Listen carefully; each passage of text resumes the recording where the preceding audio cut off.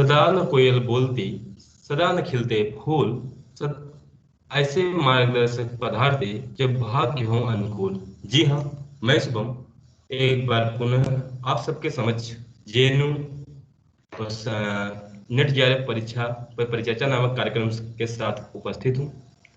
जैसा कि आप सभी जानते हैं, हम विगत वर्ष से यह मार्गदर्शन कार्यक्रम करते आ रहे हैं। विगत वर्ष हम केवल प्रवेश परीक्षा पर परिचर्चा करते थे, लेकिन इस साल हमने कहीं न कहीं डिसीजन लिया कि हम दोनों परीक्षा नेट जेआरएफ और प्रवेश परीक्षा दोनों पर परिचर्चा करें। तो इसके पहले हमने प्रवेश परीक्षा पर परिचर्चा नामक कई कार्यक्रम कर चुके हैं और आज से हम नेट जेआरएफ परिचर्चा कार्यक्रम के साथ आप सबके समक्ष उपस्थित हैं।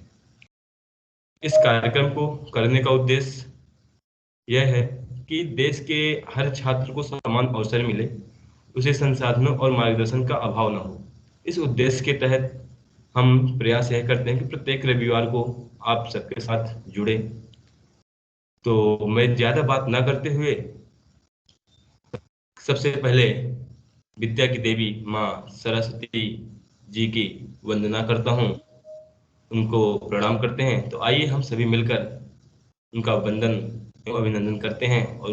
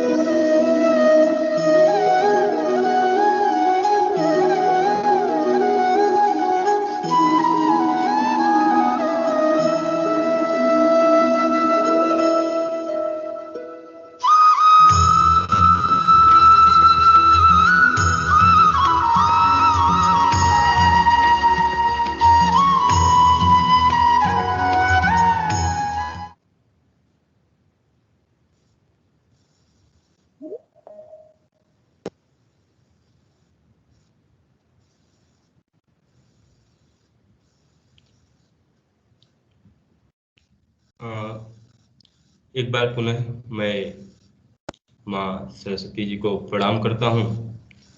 मैं अपने वक्ताओं के विषय में बात करूं उससे पहले मैं इस कार्यक्रम के संयोजक हेमंत भैया को आमंत्रित करता हूं कि वो अपनी बात या संबोधन करें, उसके तत्पश्चात हम कार्यक्रम को आगे बढ़ाएं।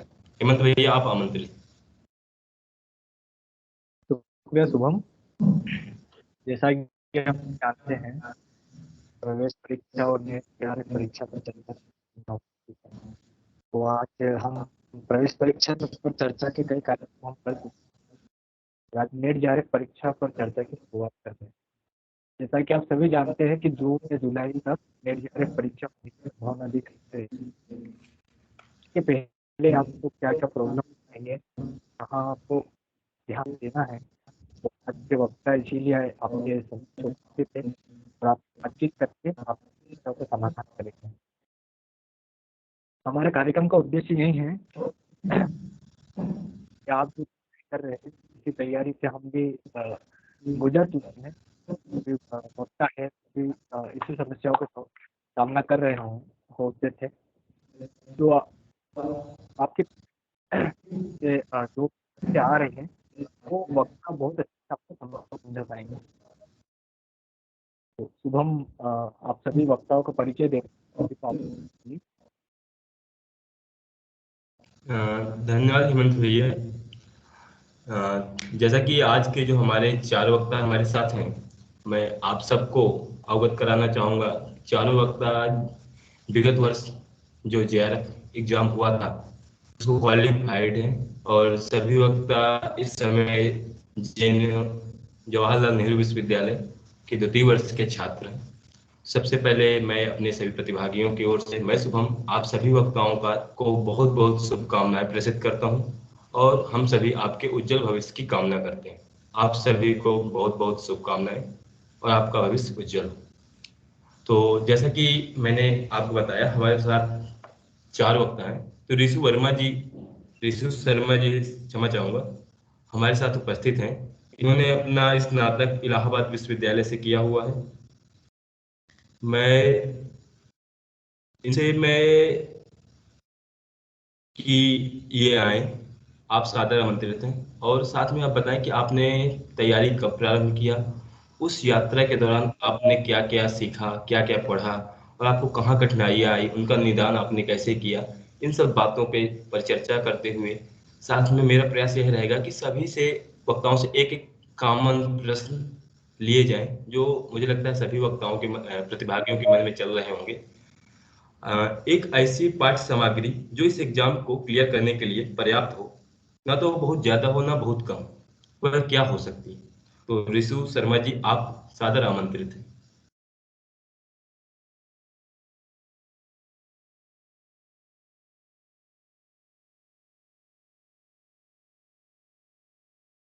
आप, बहुत बहुत धन्यवाद शुभम। मेरी आवाज जा रही है?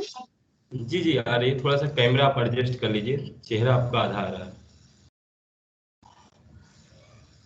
अब थोड़ा सा और,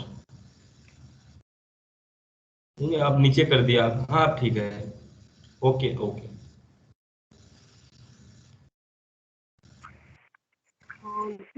जैसा कि आपने बताया कि इलाहाबाद विश्वविद्यालय से मैंने स्नातक किया और एमए मेरा जेएनयू से चल रहा है, और इसी बाजू जेआरएफ के एग्जाम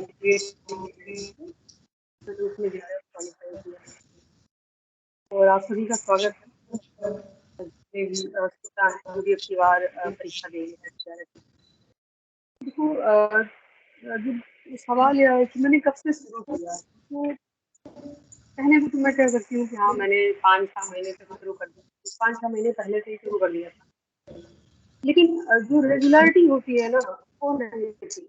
ये कभी सेमेस्टर का दबाव आ गया तो उसकी वजह से ब्रेक करना पड़ा, तो गैप हो गया, पता चला 1 महीने का गैप हो गया। या फिर कभी आपकी तबीयत खराब हो गई तो 20 दिन 25 दिन का गैप हो गया, तो ऐसे गैप होते रहे। लेकिन जो महत्वपूर्ण है उसको मैं बताना चाहूँगी, वह यह है कि जैसे आपने इंटर के दौरान जो तैयारी की है, या सेमेस्टर में जो पढ़ रहे हैं, या ग्रेजुएशन में जो पढ़ रहे हैं, वो सब तो आपके साथ होता ही है। जब आप अपना नेट की तैयारी शुरू करें तो सबसे पहले सिलेबस देखिए, और सिलेबस के बाद आप अपना जो पिछले वर्ष के प्रश्न हैं, प्रश्न पत्र हैं, उनको देखिए। और उसके आधार पर आप समझेंगे कि हाँ, कैसे प्रश्न आ रहे हैं, कैसे प्रश्न आ रहे हैं, और फिर पढ़ना शुरू कीजिए। जब आप एक बार मान लीजिए आपने सिलेबस कंप्लीट कर लिया, पूरा कर लिया, तो ऐसी चीजें जिसको लगता है कि हाँ, हमें बार बार पढ़ेंगे तभी याद होगा, रिवाइज करेंगे तभी याद होगा, उनको आप अपने नोट्स में लिख लीजिए, फर्स्ट पेपर का भी और सेकंड पेपर का भी। उसको रिवाइज करिए। जब ये लगे कि हाँ, अब अगर प्रश्न पूछा जाएगा, जितना मैंने पढ़ा है, जो भी मैंने सिलेबस जितना भी कंप्लीट किया है, जितनी भी समझ थी, और अब अगर पूछा जाएगा प्रश्न तो हाँ, उत्तर मैं दे सकता हूँ। भले मुझे जुबानी नहीं याद है कोई चीज़, यहाँ मैं बता दूँ इस पुस्तक का प्रकाशन वर्ष कब हुआ था, कम से तुरंत लगा दूँ, पर हाँ, अगर आ जाएगा पेपर तो हम उसको कर लेंगे। तो तब आप गैप ले सकते हैं और अपना सेमेस्टर या जो भी और करना चाहें पढ़ सकते हैं। लेकिन एग्जाम के 1 महीना पहले, 1.5 महीने पहले आप फिर से उसको फिर से रिवाइज करना शुरू कीजिए। तभी आपको एग्जाम हॉल में जब पहुंचेंगे तो हल कर पाएंगे जो भी सवाल आएंगे। ये कोई कहे कि हाँ, हम 6 महीने पहले से पढ़ रहे हैं, रेगुलरली पढ़ रहे हैं, तो ऐसा बहुत कम हो पाता है। और अगर ऐसी रेगुलरिटी है, इसमें थोड़ा थोड़ा समय देते रहिए, 2 घंटे 3 घंटे डेली पढ़ते रहिए। नहीं तो फिर आपको इकट्ठे टाइम देना पड़ेगा, पूरे दिन का समय देना पड़ेगा। 2 महीने पहले ही पढ़िए, पर पूरे दिन का समय, सबका अपना अपना अलग अलग रास्ता होता है। और कुछ सवाल आपने और भी पूछा था, आप दोहरा दीजिए। मेरा प्रश्न था कि एक ऐसी क्या पाठ्य सामग्री हो जो इस एग्जाम के लिए पर्याप्त हो, ना तो बहुत ज्यादा हो ना कम हो। अच्छा, देखिए, पाठ्य सामग्री बहुत विस्तृत नहीं, बहुत ज़्यादा नहीं रखनी चाहिए, लेकिन आप जैसे प्रश्न पूछते जा रहे हैं ना, आपकी बार टेस्ट से बहुत पूछा गया, टेस्ट लगे हैं आत्मकथा से, यात्रा वृत्तांत से, तो कहीं न कहीं आपको टेस्ट पढ़ने ही पड़ेंगे, जितने भी लगे हैं। हाँ, और एक जो दृष्टि वाली किताब है, उसमें महत्वपूर्ण कथन रचनाओं के, उपन्यास के, नाटकों की उन्होंने निकाल कर एक जगह लिख दिया टॉपिक वाइज़। तो उसको पढ़िए और हो सके तो किताब ज़रूर पढ़िए, क्योंकि किताब से पढ़ा हुआ ज़्यादा याद रहता है। उसको आसान होता है कुल मिला के। तो अलग से उसको याद करना थोड़ा टफ लगता है, लेकिन हाँ, वो सहायक है, उसको पढ़ना चाहिए उस किताब को, और जो टेक्स्ट लगा है उसको पूरा करना चाहिए। और जैसे यूनिट वाइज मैं बता दूँ, जैसे पहली यूनिट है भाषा विज्ञान वाली, हिंदी भाषा का विकास, इतिहास करके है। तो उससे बहुत ही कम प्रश्न पूछे जाते हैं हिंदी के संवैधानिक स्थिति। तो आप इसको गूगल, यूट्यूब से भी देख सकते हैं। और फिर हिंदी लिपि का क्या संशोधन सुधार किया गया हिंदी लिपि में, और उसमें क्या-क्या अच्छाइयाँ हैं, क्या-क्या खामियाँ हैं, ये सब देखा जा सकता है यूट्यूब से, गूगल से भी देख सकते हैं। और किताब आती है हरदेव बहारी की, बच्चे उसको पढ़ते हैं, हम लोगों ने भी पढ़ा था ग्रेजुएशन के दौरान। तो उसके लिए फर्स्ट यूनिट के लिए इसको पढ़ सकते हैं। फिर हिंदी साहित्य का इतिहास वाली यूनिट है, तो उसमें जैसे रामचंद्र शुक्ल का इतिहास पढ़ना ही होता है। अजय प्रसाद द्विवेदी का जो हिंदी उद्भव और विकास, उनका साहित्य का इतिहास, उसको पढ़ते हैं। डॉक्टर नगेंद्र वाला इतिहास है, रामरूप चतुर्वेदी वाला हिंदी साहित्य संवेदना का विकास है। तो ये सब आपकी जानकारी में इसमें जो जो भी बातें उन्होंने अपना विचार दिया हुआ है, जैसे रामचंद्र शुक्ल का भक्ति काल के उद्भव का क्या विचार है, हरे प्रसाद द्विवेदी का क्या विचार है। तो ऐसी मतलब आपको पता होना चाहिए कि प्रश्न कैसे पूछे जाए, उस हिसाब से आप इन किताबों को पढ़िए। ये बहुत ज़्यादा भी नहीं है, अगर हम यह ध्यान में रखकर पढ़ें कि प्रश्न कैसे पूछता है, नहीं तो लगेगा कि इतनी किताबें कैसे पढ़ेंगे हम। नहीं, पहले हमें प्रश्न पता होने चाहिए और फिर पढ़ेंगे तो आपको आप कंप्लीट कर पाएँगे आसानी से। और फिर एक वैचारिक पृष्ठभूमि वाला, जिसमें गांधी का लोहिया दर्शन और ये सब है, तो उसको जो यूट्यूब से देखा जा सकता है। और जो एक गाइड आती है अरिहंत वाली, अरिहंत की, और प्रतियोगिता साहित्य की, ये दूर से आती है, तो अरिहंत वाली भी ले सकते हैं। उसमें भी उन्होंने जो भी दर्शन रहे, गांधी दर्शन, लोहिया दर्शन, उन्होंने बताया हुआ है। तो उस गाइड वो सबके पास होनी चाहिए, उसमें पूरा सिलेबस आपका सेकंड पेपर का कवर किया है उन्होंने, जो पंक्तियाँ हैं कविताओं की, उनकी व्याख्याएँ दी हैं, जितने भी उपन्यास लगे हैं, उनके जो भी पात्र हैं और जो महत्वपूर्ण सूचनाएँ उसके बारे में, उसको पूरा उन्होंने सिलेबस कवर किया। वो किताब पढ़ी जानी चाहिए, होनी चाहिए सबके पास। और फिर आप जो हिंदी साहित्य और भाषा के क्या वस्तुनिष्ठ इतिहास, गोविंद पांडे वाले, पास होनी चाहिए। तो देखो, उसको पूरा नहीं याद करना है, आपको पता होना चाहिए कि हाँ, मुझे क्या पढ़ना है। और वो तभी पता चलेगा जब हमें प्रश्न पत्र सही से पता रहेगा। प्रश्न पत्र पहले पढ़ा जाना चाहिए, फिर उसके बाद किताबें पढ़ी जानी चाहिए। और ये जो आपका है भारतीय काव्य शास्त्र, पाश्चात्य काव्य शास्त्र, ये बहुत ही पूछा जा रहा है। और अगर पाश्चात्य काव्य शास्त्र की किताब बताऊँ तो देवेंद्रनाथ शर्मा की किताब आती है, बहुत ही सरल भाषा में लिखी गई है, वो पढ़ना चाहिए। और जो सरस्वती पांडे वाली है, इसमें भी उन्होंने शॉर्ट किया हुआ है, कुछ इससे पढ़िए, यूट्यूब से पढ़िए अपना। और टेस्ट सीरीज आपने जिसमें भी ज्वाइन किया है उसको हल करते रहेंगे, तो आप प्रश्न सही कर लेंगे एग्जाम में। भारतीय काव्य शास्त्र वो भी पूछा जाता है, उसको भी पढ़ना चाहिए, कैसे प्रश्न पूछ रहे हैं ये आप देखेंगे प्रश्न का तो पता चलेगा। और उसकी भी किताब है, सत्यदेव चौधरी की आती है सत्य। और इसके अलावा जो टेक्स्ट आपके लगे हैं उसको आपको पढ़ना होगा, नाटक, जीवन, उपन्यास, महत्वपूर्ण कथन, सबके पात्र, सब रचनाओं की विषय वस्तु क्या है। और जैसे प्रश्न पूछे जा रहे हैं ना कि जो पुरस्कार दिए जा रहे हैं साहित्य अकादमी, किनको दिया गया, कब दिया गया, कौन सी कृति पर, कालक्रम के अनुसार, तो ऐसे प्रश्न देख कर पढ़ना होगा। और बहुत बढ़ाना नहीं है किताबों की संख्या। और मुझे लगता है एक इस किताब है हिंदी आलोचना राज त्रिपाठी की, उसको पढ़ना चाहिए, क्योंकि उसको पढ़ने से जैसे रामविलास शर्मा के क्या विचार हैं, या और जो आलोचक है ना उसके बारे में तो आपको जानकारी हो जाती है। तो ऐसे जो प्रश्न आजकल पूछे जा रहे हैं, स्टेटमेंट दे देते हैं, किसका स्टेटमेंट है, वहाँ से आपको आसानी हो जाती है किताब को पढ़ने से। छायावाद डॉक्टर नामोटी वाली किताब है, वो भी जरूरी है। ऐसी है कुछ महत्वपूर्ण किताबें, बहुत ज़्यादा नहीं पढ़ना है, आपको प्रश्न देखकर और उसके हिसाब से देखना है कि क्या क्या पढ़ना है। धन्यवाद ऋषि शर्मा जी। हमारा प्रयास यह रहेगा कि अन्य वक्ताओं को भी हम संक्षेप में जान लें, उसके बाद विस्तृत परिचर्चा हम सभी टॉपिक्स में जो भी प्रश्न आएंगे उन पे हमें करेंगे। तो आपको बहुत बहुत धन्यवाद। जो हमारे अगले वक्ता हैं विमलेश सरोज जी, उन्होंने अपना स्नातक बनारस हिंदू विश्वविद्यालय से किया हुआ है। विमलेश भैया, आप सादर आमंत्रित हैं। आप अपने तैयारी के दौरान जो भी आपके अनुभव रहे वो हमसे साझा करें संक्षेप में। और आपसे जो मेरा एक प्रश्न होगा, कहीं ना कहीं अब जैसा कि प्रस्तावित है, एक सूचना आई है कि जून माह में हमारा एग्जाम हो सकता है। तो यदि उस महीने में एग्जाम होता है, कुछ अभी हमारे बहुत से प्रतिभागी जो नए होंगे, तो एक जो टेस्ट पोर्शन आता है उसको किस तरह से तैयार किया जाए जब हमारे पास समय कम हो। ठीक है, बिल्कुल। और मेरी आवाज स्पष्ट है? जी जी, ये बिल्कुल क्लियर है, वीडियो और आवाज आपका बिल्कुल क्लियर है।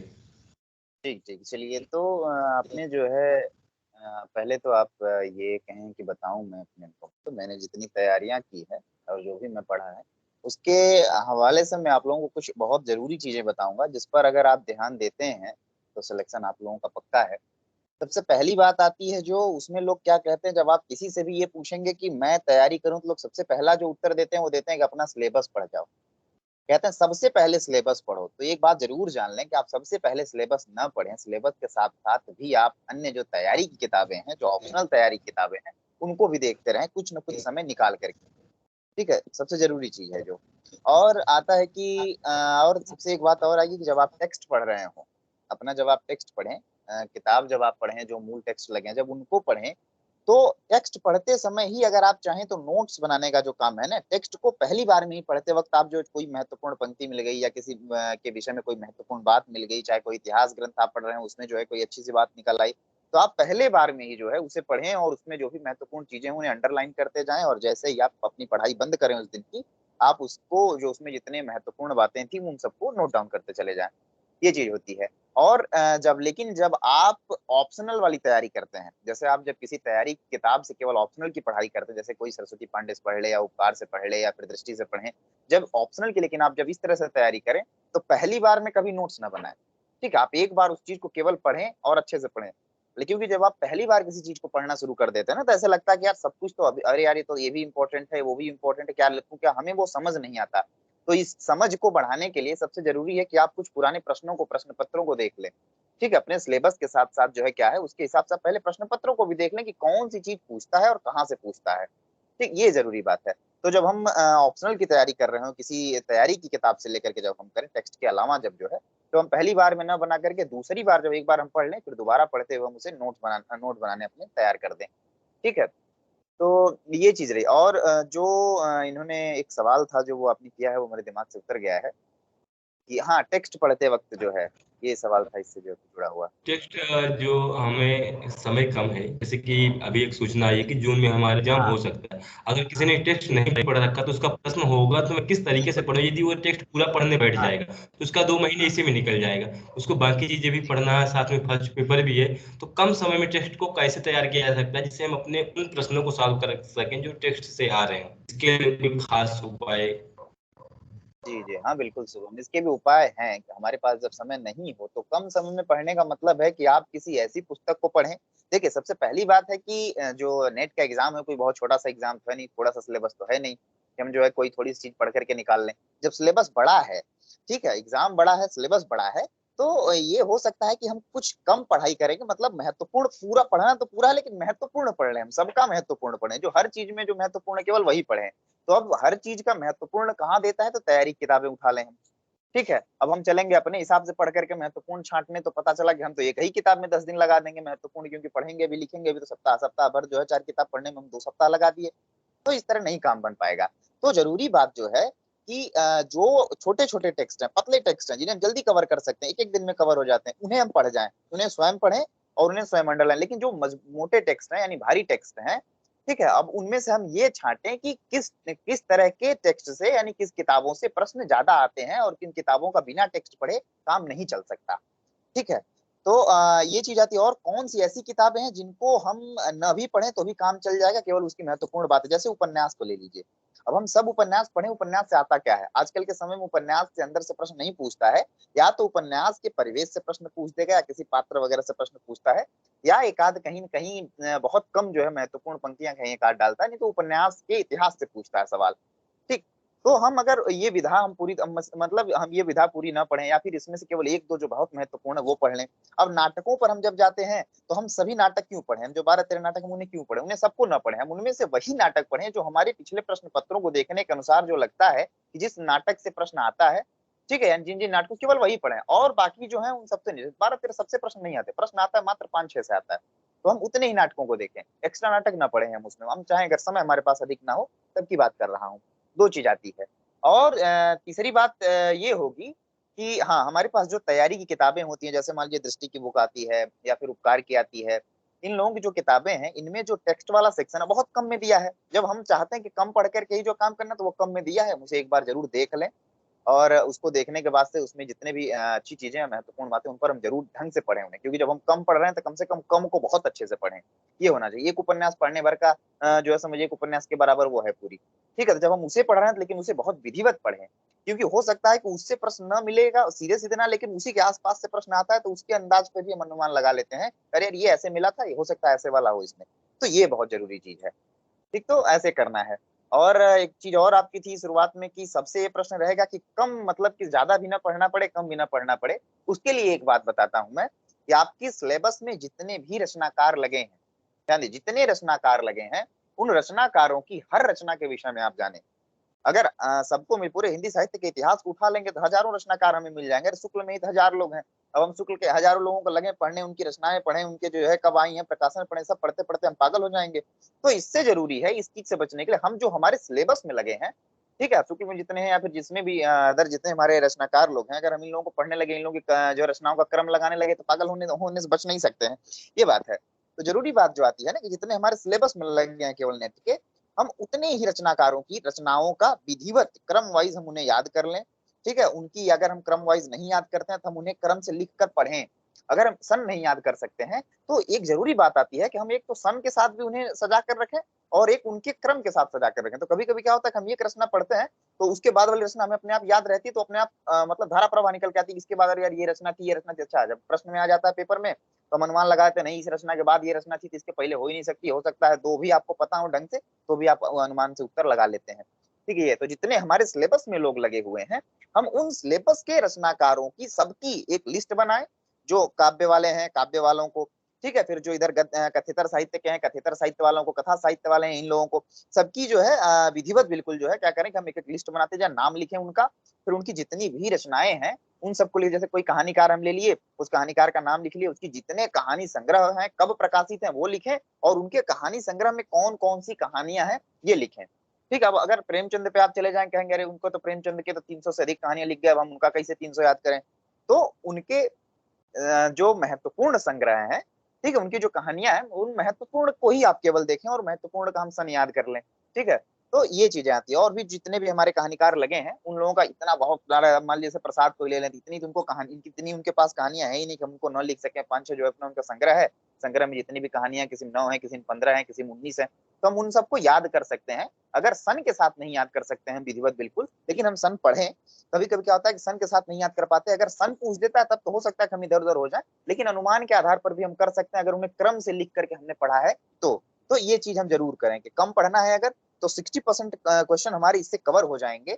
कि हम जो अपना सिलेबस जो है हमारे 60% जो सिलेबस से आते हैं, तो आप इतना जान लें कि 50% तो आपका, अगर अपने सिलेबस के आप सभी कवियों को, सभी जितने रचनाकार हैं लेखक हैं सबको आपने अगर विधिवत बिल्कुल क्रम वाइज और उनका जितना भी सब कुछ जितना रचना कर्म रहा है उन सबके विषय में अगर आप अच्छे से जान रहे हैं, उनका सन जान रहे हैं, उनका क्रम जान रहे हैं, तो काफी प्रश्न इससे जो है कवर हो जाते हैं। और आप अलग से तैयारी की किताबें तो पढ़ेंगे ही, तो उससे बहुत सारी चीजें मिल करके आ जाती हैं। तो एक आध दो किताबें आप तैयारी की जरूर पढ़ेंगे। तो और एक कर लें कि आप पहले जो है केवल एक ही तैयारी की बुक ना पढ़ करके, अगर आप एक टेक्स्ट के साथ तैयारी कर रहे हैं और एक अलग से दो तैयारी की बुक, हर इंसान दो तैयारी वाली किताब पढ़ेगा, ये पक्की बात है। तो जब पढ़ेगा तो एक से जो चीज छूट जाती है, हो सकता है दूसरे में वो चीज हमें अच्छे तरीके से मिल जाती है, तो दिमाग में बैठ जाती है। तो कभी दो तैयारी के लिए किताब रखें। लेकिन जब फाइनल आपको करने जाना हो, जब कुछ दिन बचे आपके, तो आप ऑप्शनल के तौर पर ऑप्शनल चीजें ही केवल पढ़ें, और उन चीजों में जब आप पढ़ते जाते हैं या फिर महत्वपूर्ण केवल पंक्तियां वगैरह अगर आपने लिख रखी हैं तो वो चीजें कर लें, और केवल उन्हें ही आप देखें, और एक किताब केवल रखें फाइनल टाइम के लिए। एक किताब अपनी महत्वपूर्ण रखें जिससे आप ऑप्शनल की तैयारी कर सकते हैं, उसे अपना बेस बनाएं, और वही जो है जरूर से वो रखे रहें, और उसी को पढ़ करके जाए। नहीं कि जब हम अंतिम टाइम जा रहे हैं तो सब जल्दी जल्दी देखने की कोशिश, एक ही किताब से फिर आप जो है ढंग से पढ़ने की कोशिश करें। तो इतने काम अगर आप करते हैं तो इतना जो है होगा कि अगली बार जो है हम लोगों की जगह फिर आप ही आकर के यहाँ जो है बच्चों को समझा रहे होंगे और बता रहे होंगे। ठीक है शुभम। धन्यवाद मिलेश भैया, आपने बहुत ही अच्छे तरीके से बताया किस तरीके से पढ़ना है, कम पढ़ के अच्छा कैसे पढ़ सकते हैं। तो हम अगले वक्ता जो हमारे हैं निर्मल कुमार भैया, आपको सादर आमंत्रित करता हूँ। बाकी जो कॉमन प्रश्न है वो आपसे जो अदर वक्ताओं से थे वह होंगे, और जो एक आपसे विशेष प्रश्न होगा, जितना मैं आपके विषय में जानता हूँ आप किसी चीज को बहुत अच्छे से याद कर पाते हैं। तो मैं चाहूंगा कि आप, जब सिलेबस ज्यादा होता है तो कंफ्यूजन भी होती है, तो किसी टॉपिक को हम किस तरीके से ऐसे तैयार करें या सिलेबस को तैयार करें कंफ्यूजन कम हो, इस पे थोड़ा सा आप प्रकाश डालिएगा। निर्मल भैया, आप सादर आमंत्रित। धन्यवाद शुभम। मेरी आवाज पहुंच रही है? हाँ हाँ, बिल्कुल क्लियर है, आप बोलिए। देखिए साथियों, नेट का जो एग्जाम है उसको क्रैक करने के लिए सबसे बेसिक समझ ये है कि आप विश्वनाथ त्रिपाठी की किताब को एक बार फिर से पढ़ें। आप एंट्रेंस के टाइम पे पढ़े होंगे, लेकिन मैं चाहूंगा कि एक बार आप फिर से उसको पढ़ लें। उसको पढ़ने के बाद क्या होता है कि एक बेसिक समझ हिंदी साहित्य को लेकर बन जाती है। उसके बाद ही आप शुक्ल को पढ़ें। जब कभी आप शुक्ल को पढ़ने का इरादा करें तो एक बार विश्वनाथ त्रिपाठी जरूर पढ़ लें।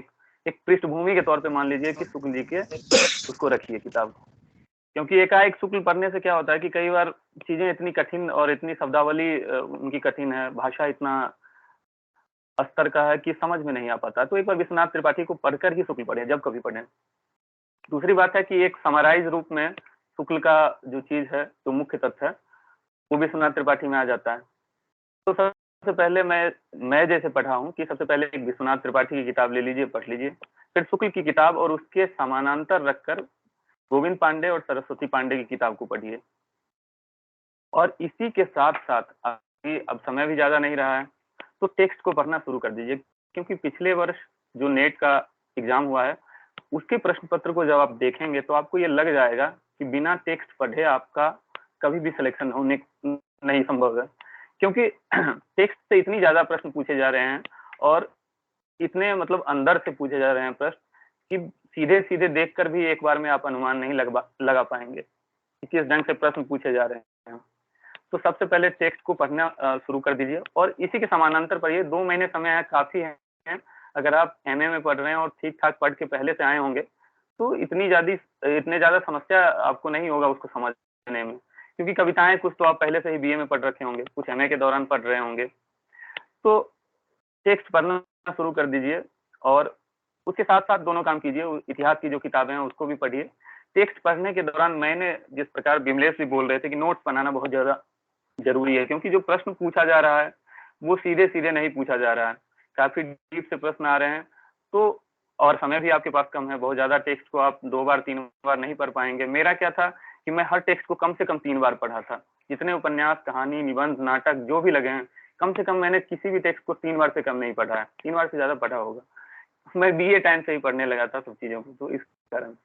बाकी आप कम से कम 1 बार भी पढ़ रहे हैं तो उसका नोट्स जरूर बनाएं। और नोट्स बनाने का मैंने जो तरीका अपनाया वो आपको बताते हैं। जैसे आप कहानी को पढ़ते हैं, किसी भी कहानी को, तो कुछ पॉइंट हैं जिसको आप नोट कर सकते हैं। जैसे वो कहानी किस विषय पे लिखा गया है। अब जो नए टाइप के प्रश्न बनने शुरू हो गए हैं कि वो किस संग्रह में है, उस संग्रह का प्रकाशन कब हुआ, उसमें कुल कितने कहानियां हैं, कौन कौन सी कहानियां हैं, ये सारे प्रश्न भी अब पूछे जाने लगे हैं, तो इसको भी नोट डाउन कीजिए। दूसरी जो और बात है उसमें ये कि उसमें पात्र कौन कौन सा है, उसमें भी मुख्य पात्र कौन है, गौण पात्र कौन है। उस कहानियों में अभी पिछले वर्ष जो एग्जाम हुआ उसमें एक कहानी के बारे में, तीसरी कसम कहानी है, उसमें प्रश्न आया था कि इसमें कौन कौन से गांव आए हैं। तो इस ढंग के प्रश्न भी पूछे जा रहे हैं। आप इस जब कहानी को पढ़े तो इस सबको भी नोट कर लें कि कौन सा गांव आ रहा है, क्या विशेष हो रहा है कहानी में। और कहानी छोटी रचना है तो उसकी सारांश को भी जान लें, ताकि आप जो उदाहरण, जो पंक्तियां पूछे जाए तो सारांश आपको पता रहेगा, तो मुख्य रूप से आप जान लीजिएगा कि किस तरह से, किस पात्र के द्वारा कहा गया या किस कहानी का ये कथन है।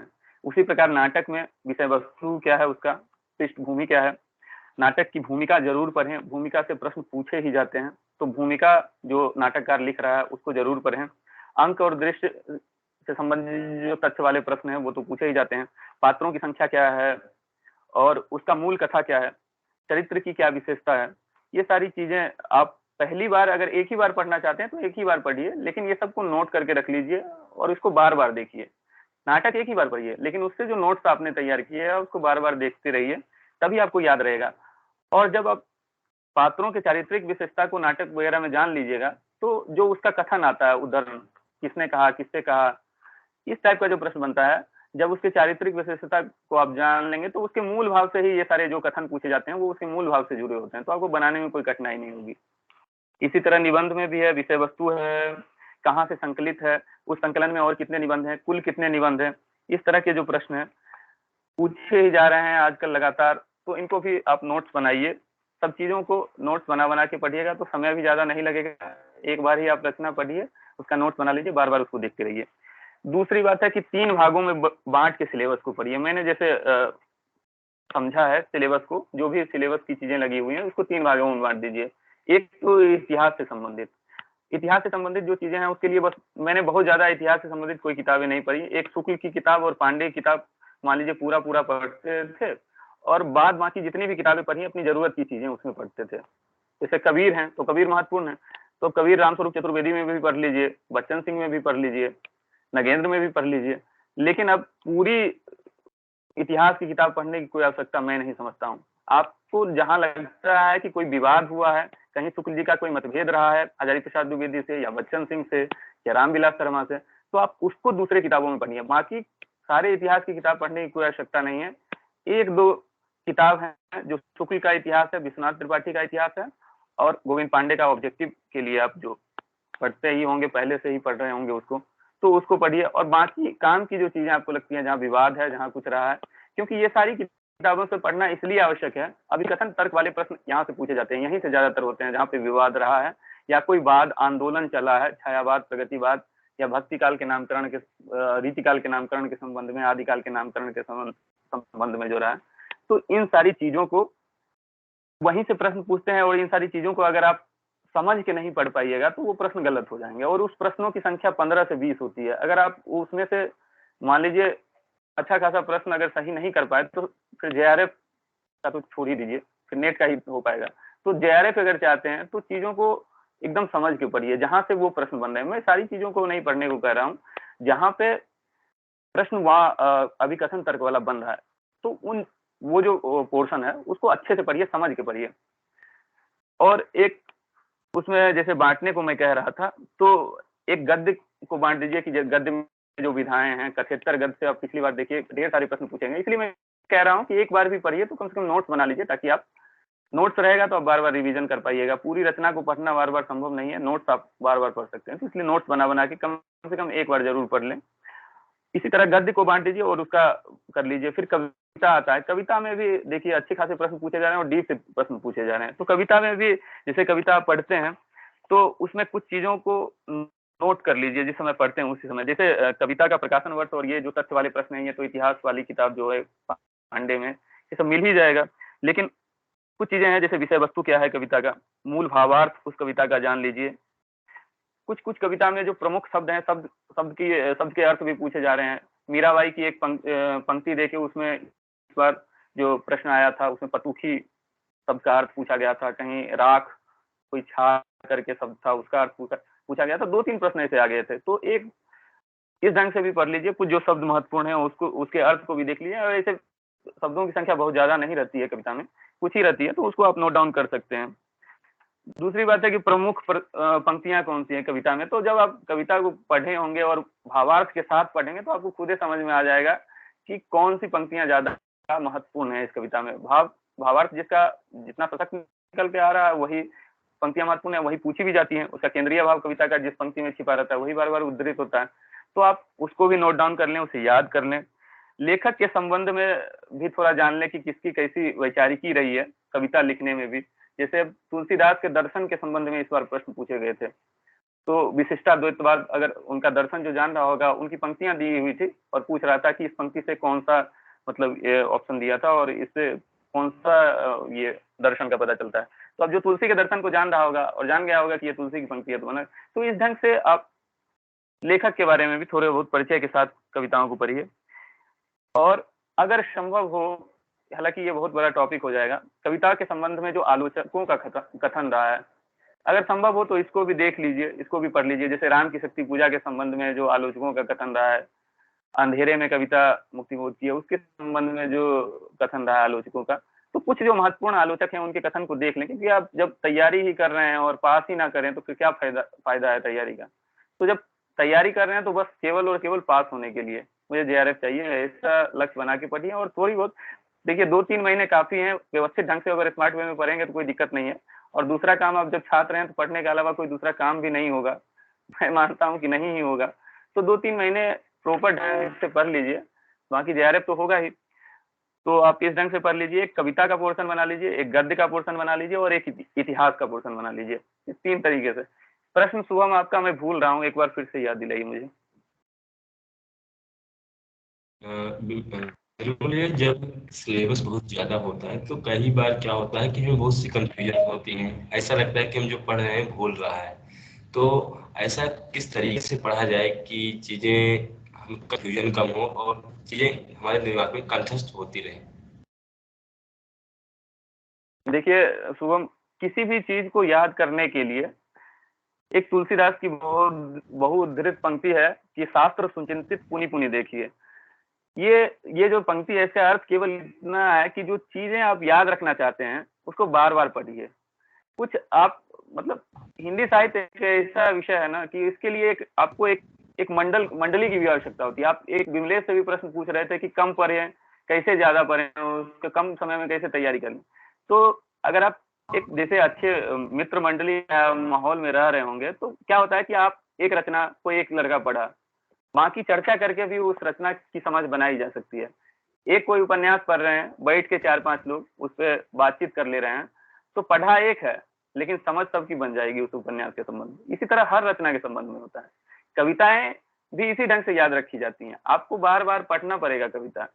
एक बार पढ़ के छोड़ दीजिएगा तो ये, मतलब ये तय है कि आप भूलिएगा। कोई व्यक्ति ऐसा नहीं है कि एक बार पढ़ लिया वो कविता उसको जहन में बस जाएगी। बार बार आप उसको पढ़िएगा, उसको सुनिएगा, उसको सुनाइएगा, तभी याद रख सकते हैं। तो जो भी पंक्ति महत्वपूर्ण है, कुछ ऐसे मित्र बनाइए जिसके सामने मतलब आप भी बोल सकें अपनी जो कविताएं मान लीजिए आपकी सिलेबस की चीजें हैं बोल सकें, जो रचनाएं लगे हैं उस पर चर्चा कर सकें। तो कुछ दोस्त ऐसे जरूर बनाइए जिसके सामने आप बैठ के साहित्यिक गतिविधि में इस तरह से बातचीत कर सकते हैं। किसी भी विषय पे बात कर लें, जैसे किसी उपन्यास का है, किसी कहानी का है। कविताओं के संबंध में भी बातचीत की जा सकती है, कविताएं याद भी रखी जा सकती है। इसी ढंग से आप सुनते हैं दूसरे को तब पर भी याद होता है, आप जब दूसरे को सुनाते हैं तब भी कविताएं याद होती है। और केवल याद ही नहीं होती है, उस पर आप व्याख्या भी कर सकते हैं। उसका सब साथ मिलकर व्याख्या करेंगे तो नए नए अर्थ भी आते हैं कविता के। तो एक समझ भी विकसित होती है, कविताएं याद भी रहती है। और ये सारी जो परीक्षा में जो सिलेबस में कविताएं लगी हुई है, जब आप इसको पढ़ लीजिएगा, देखिए नेट JRF जो लोग पास कर लिए हैं उनके ऊपर भी अब दबाव है सिनॉप्सिस का कि किस टॉपिक को लेके जाएं, किस टॉपिक पे रिसर्च के लिए बनाएं। तो जब आप सिलेबस की चीजें पढ़े रहिएगा ना, अगर नहीं पढ़े JRF भी हो जाता है फिर भी आपको पढ़ना पड़ेगा।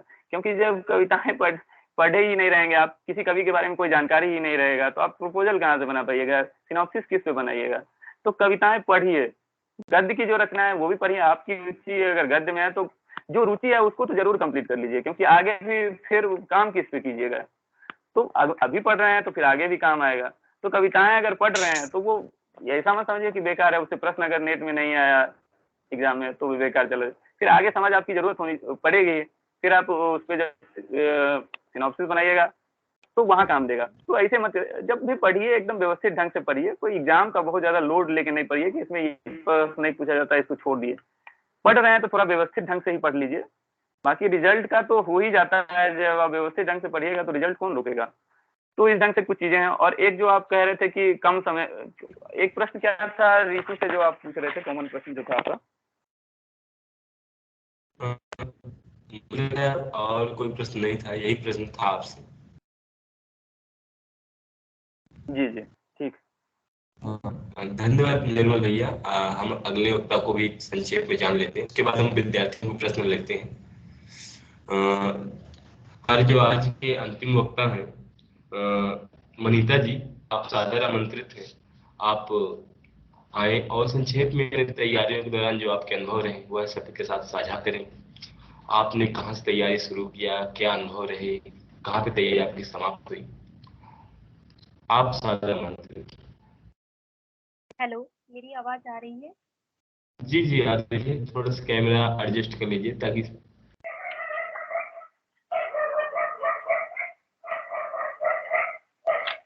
जी ठीक है, ओके। धन्यवाद सुमन जी। सबसे पहले तो मैं आप लोगों को बताना चाहूंगी, जो यूजीसी नेट का सिलेबस है वो अपने आप में बहुत ही विस्तृत है और सभी कुछ उसमें पढ़ पाना संभव भी नहीं हो पाता है। लेकिन अभी कम भी समय है, बार बार सभी से पूछ रहे हैं कम समय में कैसे पढ़े कैसे पढ़े। टेक्स्ट पढ़ना बहुत अच्छी बात है, लेकिन सभी टेक्स्ट पढ़ पाना संभव भी नहीं हो पाता है। तो मैं क्योंकि इसमें 10 यूनिट है, तो आप पहले तो यूनिट सिलेबस को देख लीजिए कि हिंदी भाषा की यूनिट है, हिंदी साहित्य का जो इतिहास है। तो मतलब कि अलग-अलग बुकों से अलग-अलग यूनिट, मैंने तो जो की थी अलग-अलग बुकों से अलग-अलग यूनिट तैयार की थी। जैसे हिंदी भाषा का विकास है, तो उसमें से ज़्यादा नहीं पूछते हैं, तो गोविंद पांडे में से हिंदी भाषा का विकास की जो वो था, वो पूरा कंप्लीट हो जाएगा आपका। अगर हिंदी साहित्य की बात की जाए, तो हिंदी साहित्य का विश्वनाथ त्रिपाठी का इतिहास है, शुक्ल जी का इतिहास है और गोविंद पांडे, इनसे आपका हिंदी साहित्य वाली यूनिट कंप्लीट हो जाएगी। और जो साहित्य शास्त्र वाली है, तो आप दृष्टि से और गोविंद पांडे से आप पढ़ के उसको बहुत अच्छे से आपके समझ भी विकसित होगी और मतलब कि आप कर भी पाएंगे। तो दूसरा है कि आपकी जो वैचारिक पृष्ठभूमि है, तो वैचारिक पृष्ठभूमि में आपका मतलब कि दृष्टि में से बहुत अच्छा दिया हुआ है, तो आप उसमें पढ़ेंगे तो आपका क्लियर हो जाएगा। वही ये उपन्यास, कहानी, नाटक, निबंध जो मतलब कि अपने आप में बहुत ही विस्तृत है, इनको सभी टेक्स्ट को पढ़ पाना संभव नहीं है। तो आप कोशिश कीजिएगा कि कहानी, नाटक तो बहुत छोटे-छोटे हैं, आप उनको पूरा पढ़ें और नोट्स बनाएँ। और नोट्स बनाते समय ये विशेष ध्यान रखें कि इसमें मतलब कि कौन-कौन से पात्र आए हैं, उनकी क्या-क्या विशेषता है, कौन से गाँव आए हैं, इन सब चीज़ों का ध्यान रखिए। और वो है कि जैसे हम उपन्यास है, उपन्यास सभी पढ़ने की मतलब कि मैं तो यही कहूँगी कि सभी पढ़ने, अगर आप पढ़ सकते हैं तो बहुत अच्छी बात है, लेकिन सभी उपन्यास ना भी पढ़े तभी हो सकता है। जैसे ज़्यादातर गोदान आप ज़रूर पढ़ें, क्योंकि उसमें से हमेशा एक ना एक पर्सन तो कथन का पूछता है, बाकी सभी का पात्र वगैरह ये पूछते हैं। तो कम समय में कैसे पढ़े? उपन्यासों की आप टेक्स्ट ना पढ़ के आप समीक्षा भी पढ़ रहे हैं, तभी आपका मतलब कि कॉन्सेप्ट क्लियर हो जाएगा और आपकी समझ अच्छी हो जाएगी, तो आप कर पाएँगे।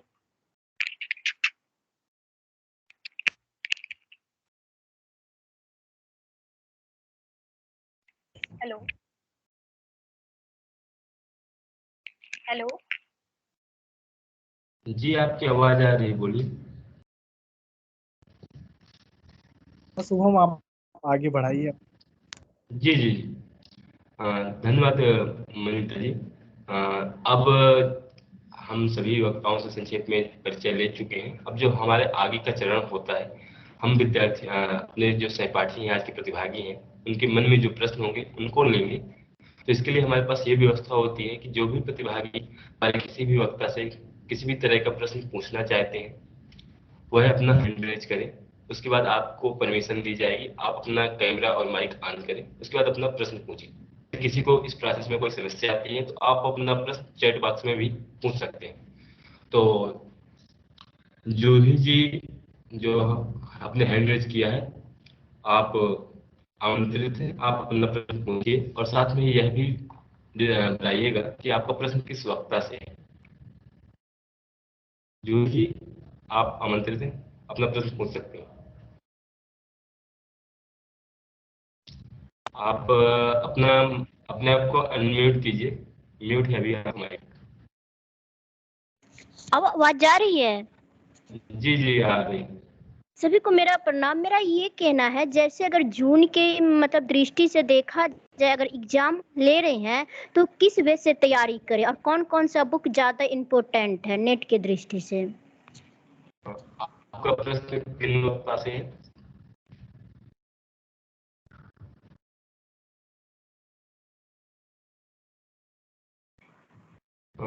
निर्मल जी, आप जवाब दीजिए।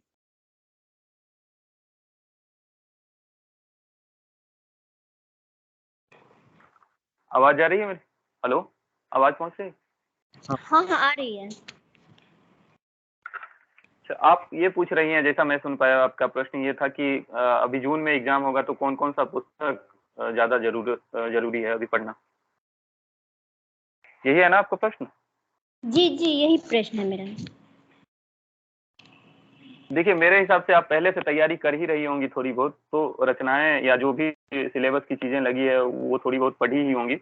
अगर नहीं पढ़ी हैं तो दोनों साथ साथ आपको लेकर चलना चाहिए मेरे विचार से। कुछ टाइम का विभाजन इस ढंग से अपना कर लीजिए कि दिन में इतना इतना देर हमको टेक्स्ट पढ़ना है, और इतना देर जो बाकी किताबें हैं, शुक्ल की इतिहास है या गोविंद पांडे का इतिहास है, तो या दृष्टि का गाइड अगर आप पढ़ रहे हैं तो उसको भी पढ़िए। ये 3 किताबें पढ़ना चाहती हैं तो ये पढ़िए, लेकिन इसके समानांतर आप टेक्स्ट भी पढ़ते रहिए। आप समय का विभाजन इस ढंग से कर लीजिए कि टेक्स्ट भी पढ़ना है, और टेक्स्ट अगर नोट्स बनाई है तो बहुत अच्छी बात है। अगर नहीं बनाई है और पहले पढ़ रखी हैं तो दृष्टि के गाइड में जो छोटा मतलब थोड़ा थोड़ा उसका सारांश दिया है उसको भी देख सकती हैं। बाकी अगर गाइड आप नोट्स बनाई है तो अच्छी बात है, अगर नहीं नोट्स बनाई है तो मैं अपना नंबर बता दूंगा, आप मेरे पास कुछ नोट्स हैं आपको मैं वो दे दूंगा, आप उससे रिवीजन कीजिए। और जो बाकी का इतिहास ग्रंथ है शुक्ल वगैरह का, उसी को पढ़िए, क्योंकि अब ज्यादा समय भी नहीं है, तो आप उसको पढ़िए और इधर से रिवीजन कीजिए और बैक ईयर का क्वेश्चन लगाइए। बाकी आप जो टेस्ट सीरीज दे रही हैं, हेमंत अभी जो चला रहे हैं, तो इस पे लगातार टेस्ट देते रहिए, क्योंकि क्वेश्चन बनाने का आपका जो है आदत बना रहेगा, और इससे टाइम का भी आपका मैनेजमेंट सही रहेगा, क्योंकि नेट जेआरएफ में समय का बहुत ज्यादा महत्व है। मेरे कुछ प्रश्न छूट भी गए थे टाइम मैनेज नहीं होने के कारण। फर्स्ट पेपर में तो मेरा बहुत अच्छा खासा प्रश्न छूटा है, लेकिन फिर भी हो गया किसी ढंग से। तो आप टाइम मैनेज करने का भी आपको वो जो है आदत बना रहेगा। तो प्रश्न भी सॉल्व कीजिए, ये दोनों किताब पढ़ते रहिए, शुक्ल और पांडे को, और साथ ही साथ सिलेबस की चीजें भी कीजिए। अपने अपने अपने अनुसार आप अपना समय का विभाजन करके तीनों एक साथ कीजिए। और पेपर 1 के लिए कौन सा बुक बेस्ट रहेगा? ये किसी और मित्र से पूछिए, मेरा पेपर 1 में सिर्फ 19 क्वेश्चन सही है, तो मेरा पेपर 1 बहुत अच्छा नहीं है।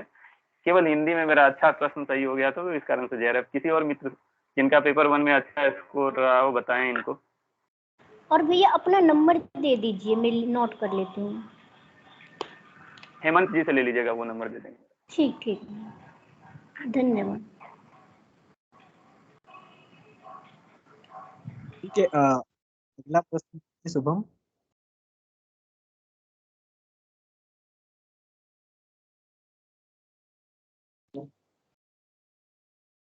शुभम, आवाज आ रही है मेरी? हेमंत जी आवाज आ रही है। हाँ, अगले जो हमारे हैंड रेज किया है रूपाली जी, आप आमंत्रित हैं, आप अपना प्रश्न पूछिए। रूपाली, आपको आवाज आ रही है?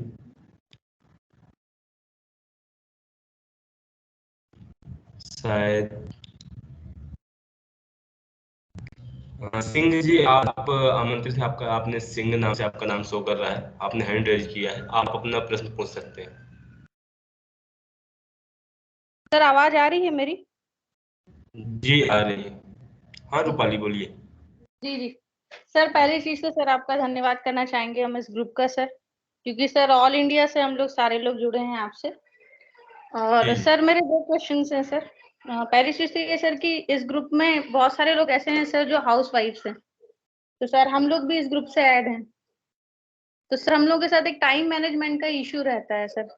तो ये जितने भी सर जेआरएफ सर लोगों ने क्लियर किया है या मैम ने क्लियर किया है, तो सर हम लोग ये जानना चाहते हैं कि जैसे अगर आप दिन में बहुत ज्यादा टाइम नहीं दे पाते हैं और आप एक लिमिटेड टाइम ही दे सकते हैं आपकी पढ़ाई को, तो सर ऐसा क्या मतलब प्रोसीजर है जिससे आप मतलब एक मिनिमम कितना टाइम सर हम लोग दें कि इतना टाइम हमको देना ही है अपनी पढ़ाई को, या सर पढ़ाई की कोई ऐसी टेक्निक का हम लोग यूज करें, जैसे कुछ चार्ट वाइज बना के सर, या सर ने जैसे अभी बताया कि आप नोट्स बना सकते हैं, आप टेक्स्ट को पढ़ सकते हैं।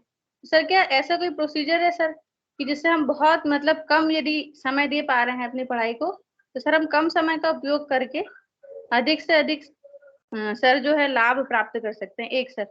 और दूसरा क्वेश्चन मेरा ये है सर कि जो शुक्ल जी को हम पढ़ते हैं, तो ये जैसे सर बाकी राइटर्स को हमने पढ़ा तो सर द्विवेदी तक समथिंग सर हमारा क्लियर हो जाता है, पर जैसे सर ये जो आधुनिक युग के जो कथाकार हैं सर, या आलोचक हैं, या निबंधकार हैं, या जो भी सर राइटर्स हैं, तो सर इनके लिए एक जो पुख्ता बुक है सर, जो मतलब अवेलेबल हो, तो सर उस बारे में जो है हम जानना चाहेंगे सर। विमलेश जी आप बताइए। बिल्कुल रूपाली जी, देखिए आपने ये पूछा है अगर कि सबसे पहला प्रश्न था आपका कि टाइम मैनेजमेंट का लेकर के, कि बहुत सारे लोग अगर हाउस वाइफ हैं इसमें, तो ठीक है। अगर यस सर। हाउस वाइफ है तो हाँ जी, पहले मैं ये जानना चाहूंगा कि अगर ऐसा है तो आप कहीं क्लास भी करती हैं या केवल घर पे ही हैं? जैसे ऐसे होता है, बहुत सारी ऐसी होती हैं महिलाएं जो क्लास भी करती हैं, तैयारी भी करती हैं और अपना घर भी संभालती हैं, इस तरह का होता है। तो आप लोग कहीं क्लास भी कर रहे हैं या केवल जो है घर, जो है अपना घर चलाने के साथ साथ आप केवल तैयारी कर रहे हैं?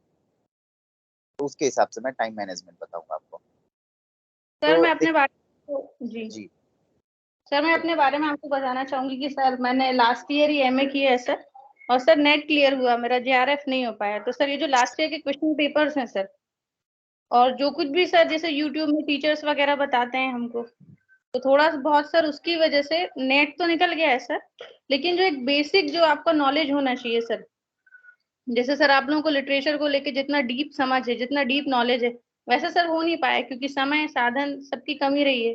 तो सर मैं वही आपसे जानना चाहती हूँ कि साधनों के अभाव में अगर आपको मतलब तैयारी करनी है विदाउट एनी गाइडेंस सर, तो सर ठीक कैसे? है। जी जी जी बिल्कुल, अगर आप ये चाह रहे हैं कि साधन के अभाव में अगर तैयारी करनी है, ठीक है, तो सबसे जरूरी चीज ये है कि हमें साधन जुटाने होंगे। जुटाने का मतलब ये नहीं है कि फिर आप कहेंगे कि तो वही बात हो गई कि साधन के अभाव में हम पूछ रहे हैं और आप कह रहे हैं कि साधन जुटाने होंगे। देखिए, तब और आपके पास जो है टाइम की भी बात रही, तो दोनों हिसाब से जो मैंने पहले ही बताया था कि आप जो सिलेबस की चीजें हैं, आप उनके देखिए वो महत्वपूर्ण लोग हैं, ठीक है। आपके पास अगर फोन है, आप अगर फोन में नेट चला रहे हैं, तो जितने भी सिलेबस में हमारे लगे हैं वो बड़े महत्वपूर्ण लोग लगे हैं और उनकी एक एक जानकारी आपको नेट से मिल सकती है, ठीक। तो आप उन लोगों का इंटरनेट से ही जो है, इंटरनेट की मदद से उनकी सारे डिटेल्स, उनकी रचनाओं के विषय में, उनके विषय में सब कुछ जो है क्रमवार बिल्कुल ज्ञान जो है उसका ले सकते हैं, उसे नोट कर लें, खुद लिख लें और बना लें और अपना तैयारी कर लें अपनी। और आपने कहा कि जब हम शुक्ल तक आते हैं, हजारी तक आते हैं तो क्लियर रहता है, क्योंकि इन लोगों की रचनाएं ठीक है, हमने कम लिखे हैं, इन लोगों पढ़ लेते हैं, हम समझ जाते हैं वहां तक। लेकिन उसके बाद का हम कैसे करें? तो साधन की एक तो बात आती है अभाव की। तो बहुत सारे ऐसे यूट्यूब चैनल हैं जिसमें एक हमारे ही सीनियर है, अनुराज करके हैं, एक उनका भी है। तो बहुत सारे ऐसे लोग हैं जो यूट्यूब पर अपने चैनल बनाए हैं, या फिर जो है नेट पे बहुत सारे ऐसे साइट्स हैं। जब आप देखोगे तैयारी के हिसाब से अपने से आप जो है आपका जो टॉपिक है वो डालते हैं, उसके हिसाब से बहुत सारी चीजें आ जाएंगी। तो इन लोगों ने, जो यूट्यूब वाले हैं बहुत सारे, ये लोग क्या करते हैं कि जो महत्वपूर्ण, जैसे आप आलोचकों की जब बात कर रही थी कि इन लोगों की महत्वपूर्ण बातों को जानना है, तो इन्होंने अपने यूट्यूब चैनल पर जो है, या फिर जो भी साइट्स हैं उन पर इन्होंने क्या किया है कि महत्वपूर्ण जो पंक्तियां हैं या उनकी किताबों से जो महत्वपूर्ण उद्धरण है, इन्होंने उस पर पोस्ट कर दिया है, या इन्होंने जो है अपने यूट्यूब में उसे पढ़ा दिया है, बताया हुआ है। तो आप उन लोगों को जरूर देख लें, आपको वो देखने से बहुत हद तक मदद मिलेगी। मैंने भी देखा हुआ है, क्योंकि मैं भी सबको तैयार नहीं कर सका। हजारी तक तो ठीक रहता है, लेकिन सही बात है कि उसके बाद वालों को कहाँ से पढ़ें, क्योंकि अब रामविलास शर्मा को ही पढ़ेंगे तो इतनी किताबें हैं कि हम अगर उन्हीं की किताब पढ़ें तो साल भर तो केवल उन्हीं को पढ़ते रह जाएंगे। तो जरूरी बात है। तो आप ये देख लें कि बहुत सारे ऐसे चैनल आते हैं कि जो क्या करते हैं उन चीजों को, जैसे आप देखेंगे कि एक मयूर गंगा करके, शायद शोध गंगा करके, ज्ञान गंगा करके है, फिर एक कोई मयूर चैनल करके ऐसे है, फिर अनबाज अकेडमी करके, ये लोग हैं। तो इन लोगों ने क्या किया हुआ है, महत्वपूर्ण चीजों का जो है ये पहले से ही, चाहे किसी आलोचक की कोई पंक्ति हो, बात हो, उनकी हर किताब से जो है ये कुछ कुछ चीजें निकाल करके वो पोस्ट कर दिए हैं। तो उससे आपको मदद मिल जाएगी, काफी मदद मिलेगी। और जरूरी है कि आप ऑप्शनल तब अच्छा रखें जब आप जो है ये कह रहे हैं कि तैयारी के हिसाब से मैनेज करना है, समय को लेकर के सब कुछ है, तो जरूरी है कि आपका ऑप्शनल सही हो। अगर आप सिलेबस पे बहुत ज्यादा कमांड नहीं कर पाते हो तो, लेकिन सिलेबस में जितने भी हमारे रचनाकार हैं, उन रचनाकारों की रचनाओं का तो कम से कम आप जो है, अगर पूरी रचनाएं नहीं पढ़ सकती हैं, आप नहीं सब कुछ पढ़ें, तो केवल महत्वपूर्ण रचनाएं पढ़ लें। ठीक है, जो भी सिलेबस में लगा है और महत्वपूर्ण को ही पढ़ें। और उनके लेकिन जितनी रचनाएं हैं उन चीजों को तो हमें फिर जो है लेकिन अच्छे से उनका क्रम, उनका जो है कब कौन सी पुस्तक आई है, किस रचना में कितने किस संग्रह में कितनी रचनाएं हैं, ये सब हमें जरूर पढ़ना होगा। क्योंकि अगर हम चाहें, लेकिन अगर हम इतना भी नहीं पढ़ेंगे तो इसका मतलब है कि हम फिर बहुत बच रहे हैं। तो फिर जो बच्चा हमसे अधिक पढ़ेगा या जो ये पढ़ा रहेगा, अधिकार है उसका, तो उसको दिया जाएगा। तो ये बात है। और अगर आपने नेट क्लियर किया हुआ है तो सीधी सी बात है कि आप बहुत दूर नहीं है। आपको मेरी अभी से जो है मेरी तरफ से बधाई है कि आप जो है देखें कि आप कहाँ चुके हैं। आप काम कीजिए कि 3 कैटेगरियां बनाइए। ठीक है, पहली बात है उसमें सबसे पहली कैटेगरी पर आप ये रखिए कि आपको कौन सी चीजें बिल्कुल तैयार है, और दूसरे पर ये रखिए कि कौन सी चीजें आधा तैयार हैं और आधा नहीं तैयार है। कौन सी ऐसी बातें हैं जो आपको बिल्कुल नहीं तैयार है। 3 भाग बांट दीजिए आप। ठीक है, तो जो आपको बिल्कुल तैयार है उस पर बहुत फोकस नहीं करना, उसे बस हमें एक बार देखते रहना है, उस पर ज्यादा ध्यान नहीं देना, उसे केवल देखते रहें, हम जो याद है वो भूले ना। और जो आपका आधा तैयार है उस पर थोड़ी मेहनत कीजिए, वो आपका अच्छे से तैयार है। तो जो बिल्कुल नहीं तैयार है आपको काम उस पर करना है, और ये देखना है कि जो बिल्कुल नहीं तैयार है उस वाले सेक्शन से किस सेक्शन, उसमें भी अब जो अगर आपने डिवाइड कर लिया है कि यार इस जो बिल्कुल नहीं तैयार है इसमें इस चीज से बहुत ज्यादा प्रश्न आता है, तो आप उस चीज पर काम करें, उस पर यूट्यूब से पढ़ें, नेट से पढ़ें, या कुछ किताबें मंगा लें, आप उससे पढ़ें। ठीक है, आपके पास कोई तैयारी की बुक हो आप उससे पढ़ें, तो आपकी तैयारी बहुत जो है अच्छी हो जाएगी, और आपका जेआरएफ भी जो है इस बार ही होगा। और बिल्कुल जो है इस बार होना ही चाहिए, क्योंकि आपका नेट भी अगर हुआ है अभी जो है, इसलिए आपको पहले ही बधाई दे रहा हूँ। आप मेहनत करें, जरूर हो जाएंगे। ठीक है रूपाली जी, आपका प्रश्न जो था आपको उसके हिसाब से उत्तर मिला है। अब अगर आपके पास और जी भी जी कोई। सर, एक चीज और क्लियर करनी है सर। जैसे सर हम शुक्ल जी को पढ़ते हैं या विश्वनाथ जी को पढ़ते हैं सर, वो तो पूरा क्लियर ही क्लियर है सर, उसमें आपको पूरा फुल डिटेलिंग मिल जाता है। पर सर जब हम पांडे जी को पढ़ते हैं ना, सरस्वती पांडे जी को, तो उनका हिंदी भाषा का इतिहास तो सर बहुत क्लियर है। पर जब सर राइटर्स राइटर्स को पूरा सर जब पढ़ने बैठते हैं हम, तो सर काफी कंफ्यूजिंग हो जाता है। तो सर मतलब ऐसी कोई सर पद्धति या ट्रिक आपके पास हो हाँ, कि सर अब इन इसको। जी जी बिल्कुल, जैसे जरूरी बात जो है आती है कि अब वो ट्रिक अगर कोई दूसरा बताता है तो बहुत कम सारे दूसरे लोग, जैसे हम लोग पढ़ते थे तो हम लोग बहुत सारी चीजें ऐसी थी जो महत्वपूर्ण लोग है ना, उनकी चीजें हम ट्रिक पर ही याद करते थे। बहुत लोगों को ट्रिक में याद कर लेते थे, बहुत लोगों की ट्रिक पर मजाक बनाते थे कि इनका ऐसे ट्रिक है ऐसे ट्रिक है, तो मजाक बना लेते थे। ठीक है, बहुत जैसे अब तुलसीदास को ले लीजिए, अगर जैसे मैं जब हमने जब याद किया था उनका क्रम से, तो हमने याद किया था पर राजा करके भी 2 वक्त करके, कि उस तरह आ जाते हैं। ठीक है, अब जैसे लोग याद करते हैं कि ये क्या सप्तक तार सप्तक के कवियों का, तो सबका लोग अपने अपने अमुने गिरे प्रभा कर लेता है कोई, है ना, कि स्वरा रासु आनंद अनश्री जो है बहुत सारी चीजें, तो ये अपने हिसाब से ट्रिक देखिए। अब अगर हम ये कहें कि अब जो है बहुत कंफ्यूजन कंफ्यूजन तो होगा ही, एक बार में वो क्लियर नहीं होंगे। इसीलिए हमने कहा है कि वो चीज उसमें से क्या करना है कि उसमें आधा आपका जानती है जो आपका ऑप्शनल वाले पढ़ने, जो केवल कवि कवि हैं, केवल जो है लेखक हैं, इन लोगों का जब आपको पढ़ना, सबसे जरूरी बात है आप आधे से अधिक निकाल लेंगे, मतलब 50% आप तभी कवर कर लेंगे जब आप केवल अपने सिलेबस में लगे रचनाकारों की रचनाओं का जो है क्रम से याद कर लें बस। और बाकी लोगों का बिल्कुल क्रम से आप नहीं याद करेंगे फिर भी आपका आधा काम चल जाएगा। ठीक है, तो ये है। और जो अपने सिलेबस में लगे हैं केवल उनका आप विधिवत तैयार कर लें तो आपका 50% तो ऐसे कवर हो जाना है। और कुछ प्रश्न आपके जब आप इतिहास पढ़ रहे हैं तो उससे आ ही जाएंगे, और कुछ सिलेबस के केवल जो टेक्स्ट से पूछे जाते हैं मूल उठा करके, वो प्रश्न आपके आते हैं, तो आप 90+ हो जाता है लोगों का। ठीक है, फिर 100 तक जो है अपने आप लोग इंसान पहुंच जाता है। तो यही बातें हैं कि जो कंफ्यूजन आता है, वो कंफ्यूजन के लिए सबसे जरूरी चीज है रूपाली जी की आप एक बार में नहीं क्लियर कर पाएंगे। आप पहली बार पढ़ेंगे तो हो सकता है आपको केवल 40% याद हो उस किताब का, दूसरी बार लेकिन जब आप पढ़ेंगे तो पक्का है कि वो 50% याद होगा। जब आप जैसे ही 2 बार, 1 बार, 2 बार, 3 बार आप जब उसे रिवाइज करते जाएंगे ना, तो क्या जल्दी पढ़ते रहिए और रिवाइज करते, जब आप उसे करेंगे रिवीजन, तो क्या होता है कि आपको अपने आप एक दिमाग में ट्रिक बनता है। ट्रिक देखिए कई तरह के ट्रिक बनते हैं। पहला जो ट्रिक बनता है आप खुद बोल करके या कोई रचना का क्रम मिला करके पहले अक्षर के नाम से बना लिए, या दूसरे अक्षर से, या फिर 2-2 अक्षर लेके लोग ऐसे बना लेते हैं। एक जो ट्रिक बनती है वो ये बन जाती है कि रचनाकार के बाद से हमें ये याद हो जाता है यार इस पेज पर हमने पढ़ा था, अच्छा यहाँ तुलसीदास थे, इनके इस वाले पेज के बगल पर उधर मीराबाई थी। ऐसे भी हमें याद था कि किताब पर हमने ऊपर के साइड में हमने ये पढ़ा, नीचे की साइड ये दिया था, इस कवि के बाद ही ये थे, हो सकता है इन्हीं की रचना थी, इसका मतलब ये रचना भी बाद में थी, इसका मतलब हो सकता है यही रचनाकार होंगे। बहुत सारे तरीके से ट्रिक बनता है। तो इसलिए एक आप पर्टिकुलर किताब अपनी पर्सनल रखिए कि इस चीज में से मतलब उसको मूल बनाइए, और उसको कई बार पढ़ते रहिए। तब जो ऑप्शनल के लिए उसे कई बार पढ़ते रहेंगे तो वो पेज वाइज भी हमें याद होता है कि इस पेज पर ये चीज थी। तो जब कभी कभी हमें रचना नहीं याद रह पाती, या केवल रचना याद रहती है, या केवल रचनाकार याद रहती है, उसके अनुसार भी अनुमान लगा लेते हैं कि यार ये यहीं दिया हुआ था, 2-3 लाइन नीचे था, ये रचनाकार से हो सकता है, ये हो सकता है। तो कई बार जब आप पढ़ेंगे तो ऑप्शनल वाला जो है आपका, या जो राइटरों वाला है, ये रचनाएं आपको तब याद होंगी। एक बार में नहीं पूरे दिमाग में बैठ पाए, कई बार आप उन्हें देखते रहिए अच्छे से पढ़िए। हो सकता है आज आपने आदिकाल पढ़ लिया, फिर आप जो है आदिकाल को फिर बंद कर दीजिए, फिर आप अगले दिन जब आप पढ़ने आती तो एक बार आदिकाल पर हल्की सी नजर डाल दीजिए, या जिस रचनाकार को आप पढ़ रहे हैं फिर पढ़ने के बाद सारी रचना उसकी पढ़ लीजिए, फिर आंख बंद कीजिए, उसे सोचिए अपने आप दिमाग में क्या इसके बाद ये रचना थी। तो इस तरह से तैयारी होती है और आप 2-3 बार जैसे पढ़ेंगे आप अपने आप आपको समझ में आ जाएगा कि हमें याद हो रही है रचनाएं। तो ये है। ठीक है रूपाली। हाँ फिर थैंक यू भी सर, थैंक यू सर। अब हमारे अगले प्रतिभागी हैं कौशल जी, आप आमंत्रित हैं, आप अपना प्रश्न पूछ सकते हैं। कौशल, आप प्रश्न पूछ सकते हैं। हेलो, जी निर्मल कौशल। भैया नमस्कार। निर्मल भैया हैं क्या इसमें? जी हाँ, पूछिए। हाँ कौशल जी। भैया नमस्कार। महादेव। नमस्कार, प्रश्न पूछिए। महादेव महादेव, प्रश्न पूछिए।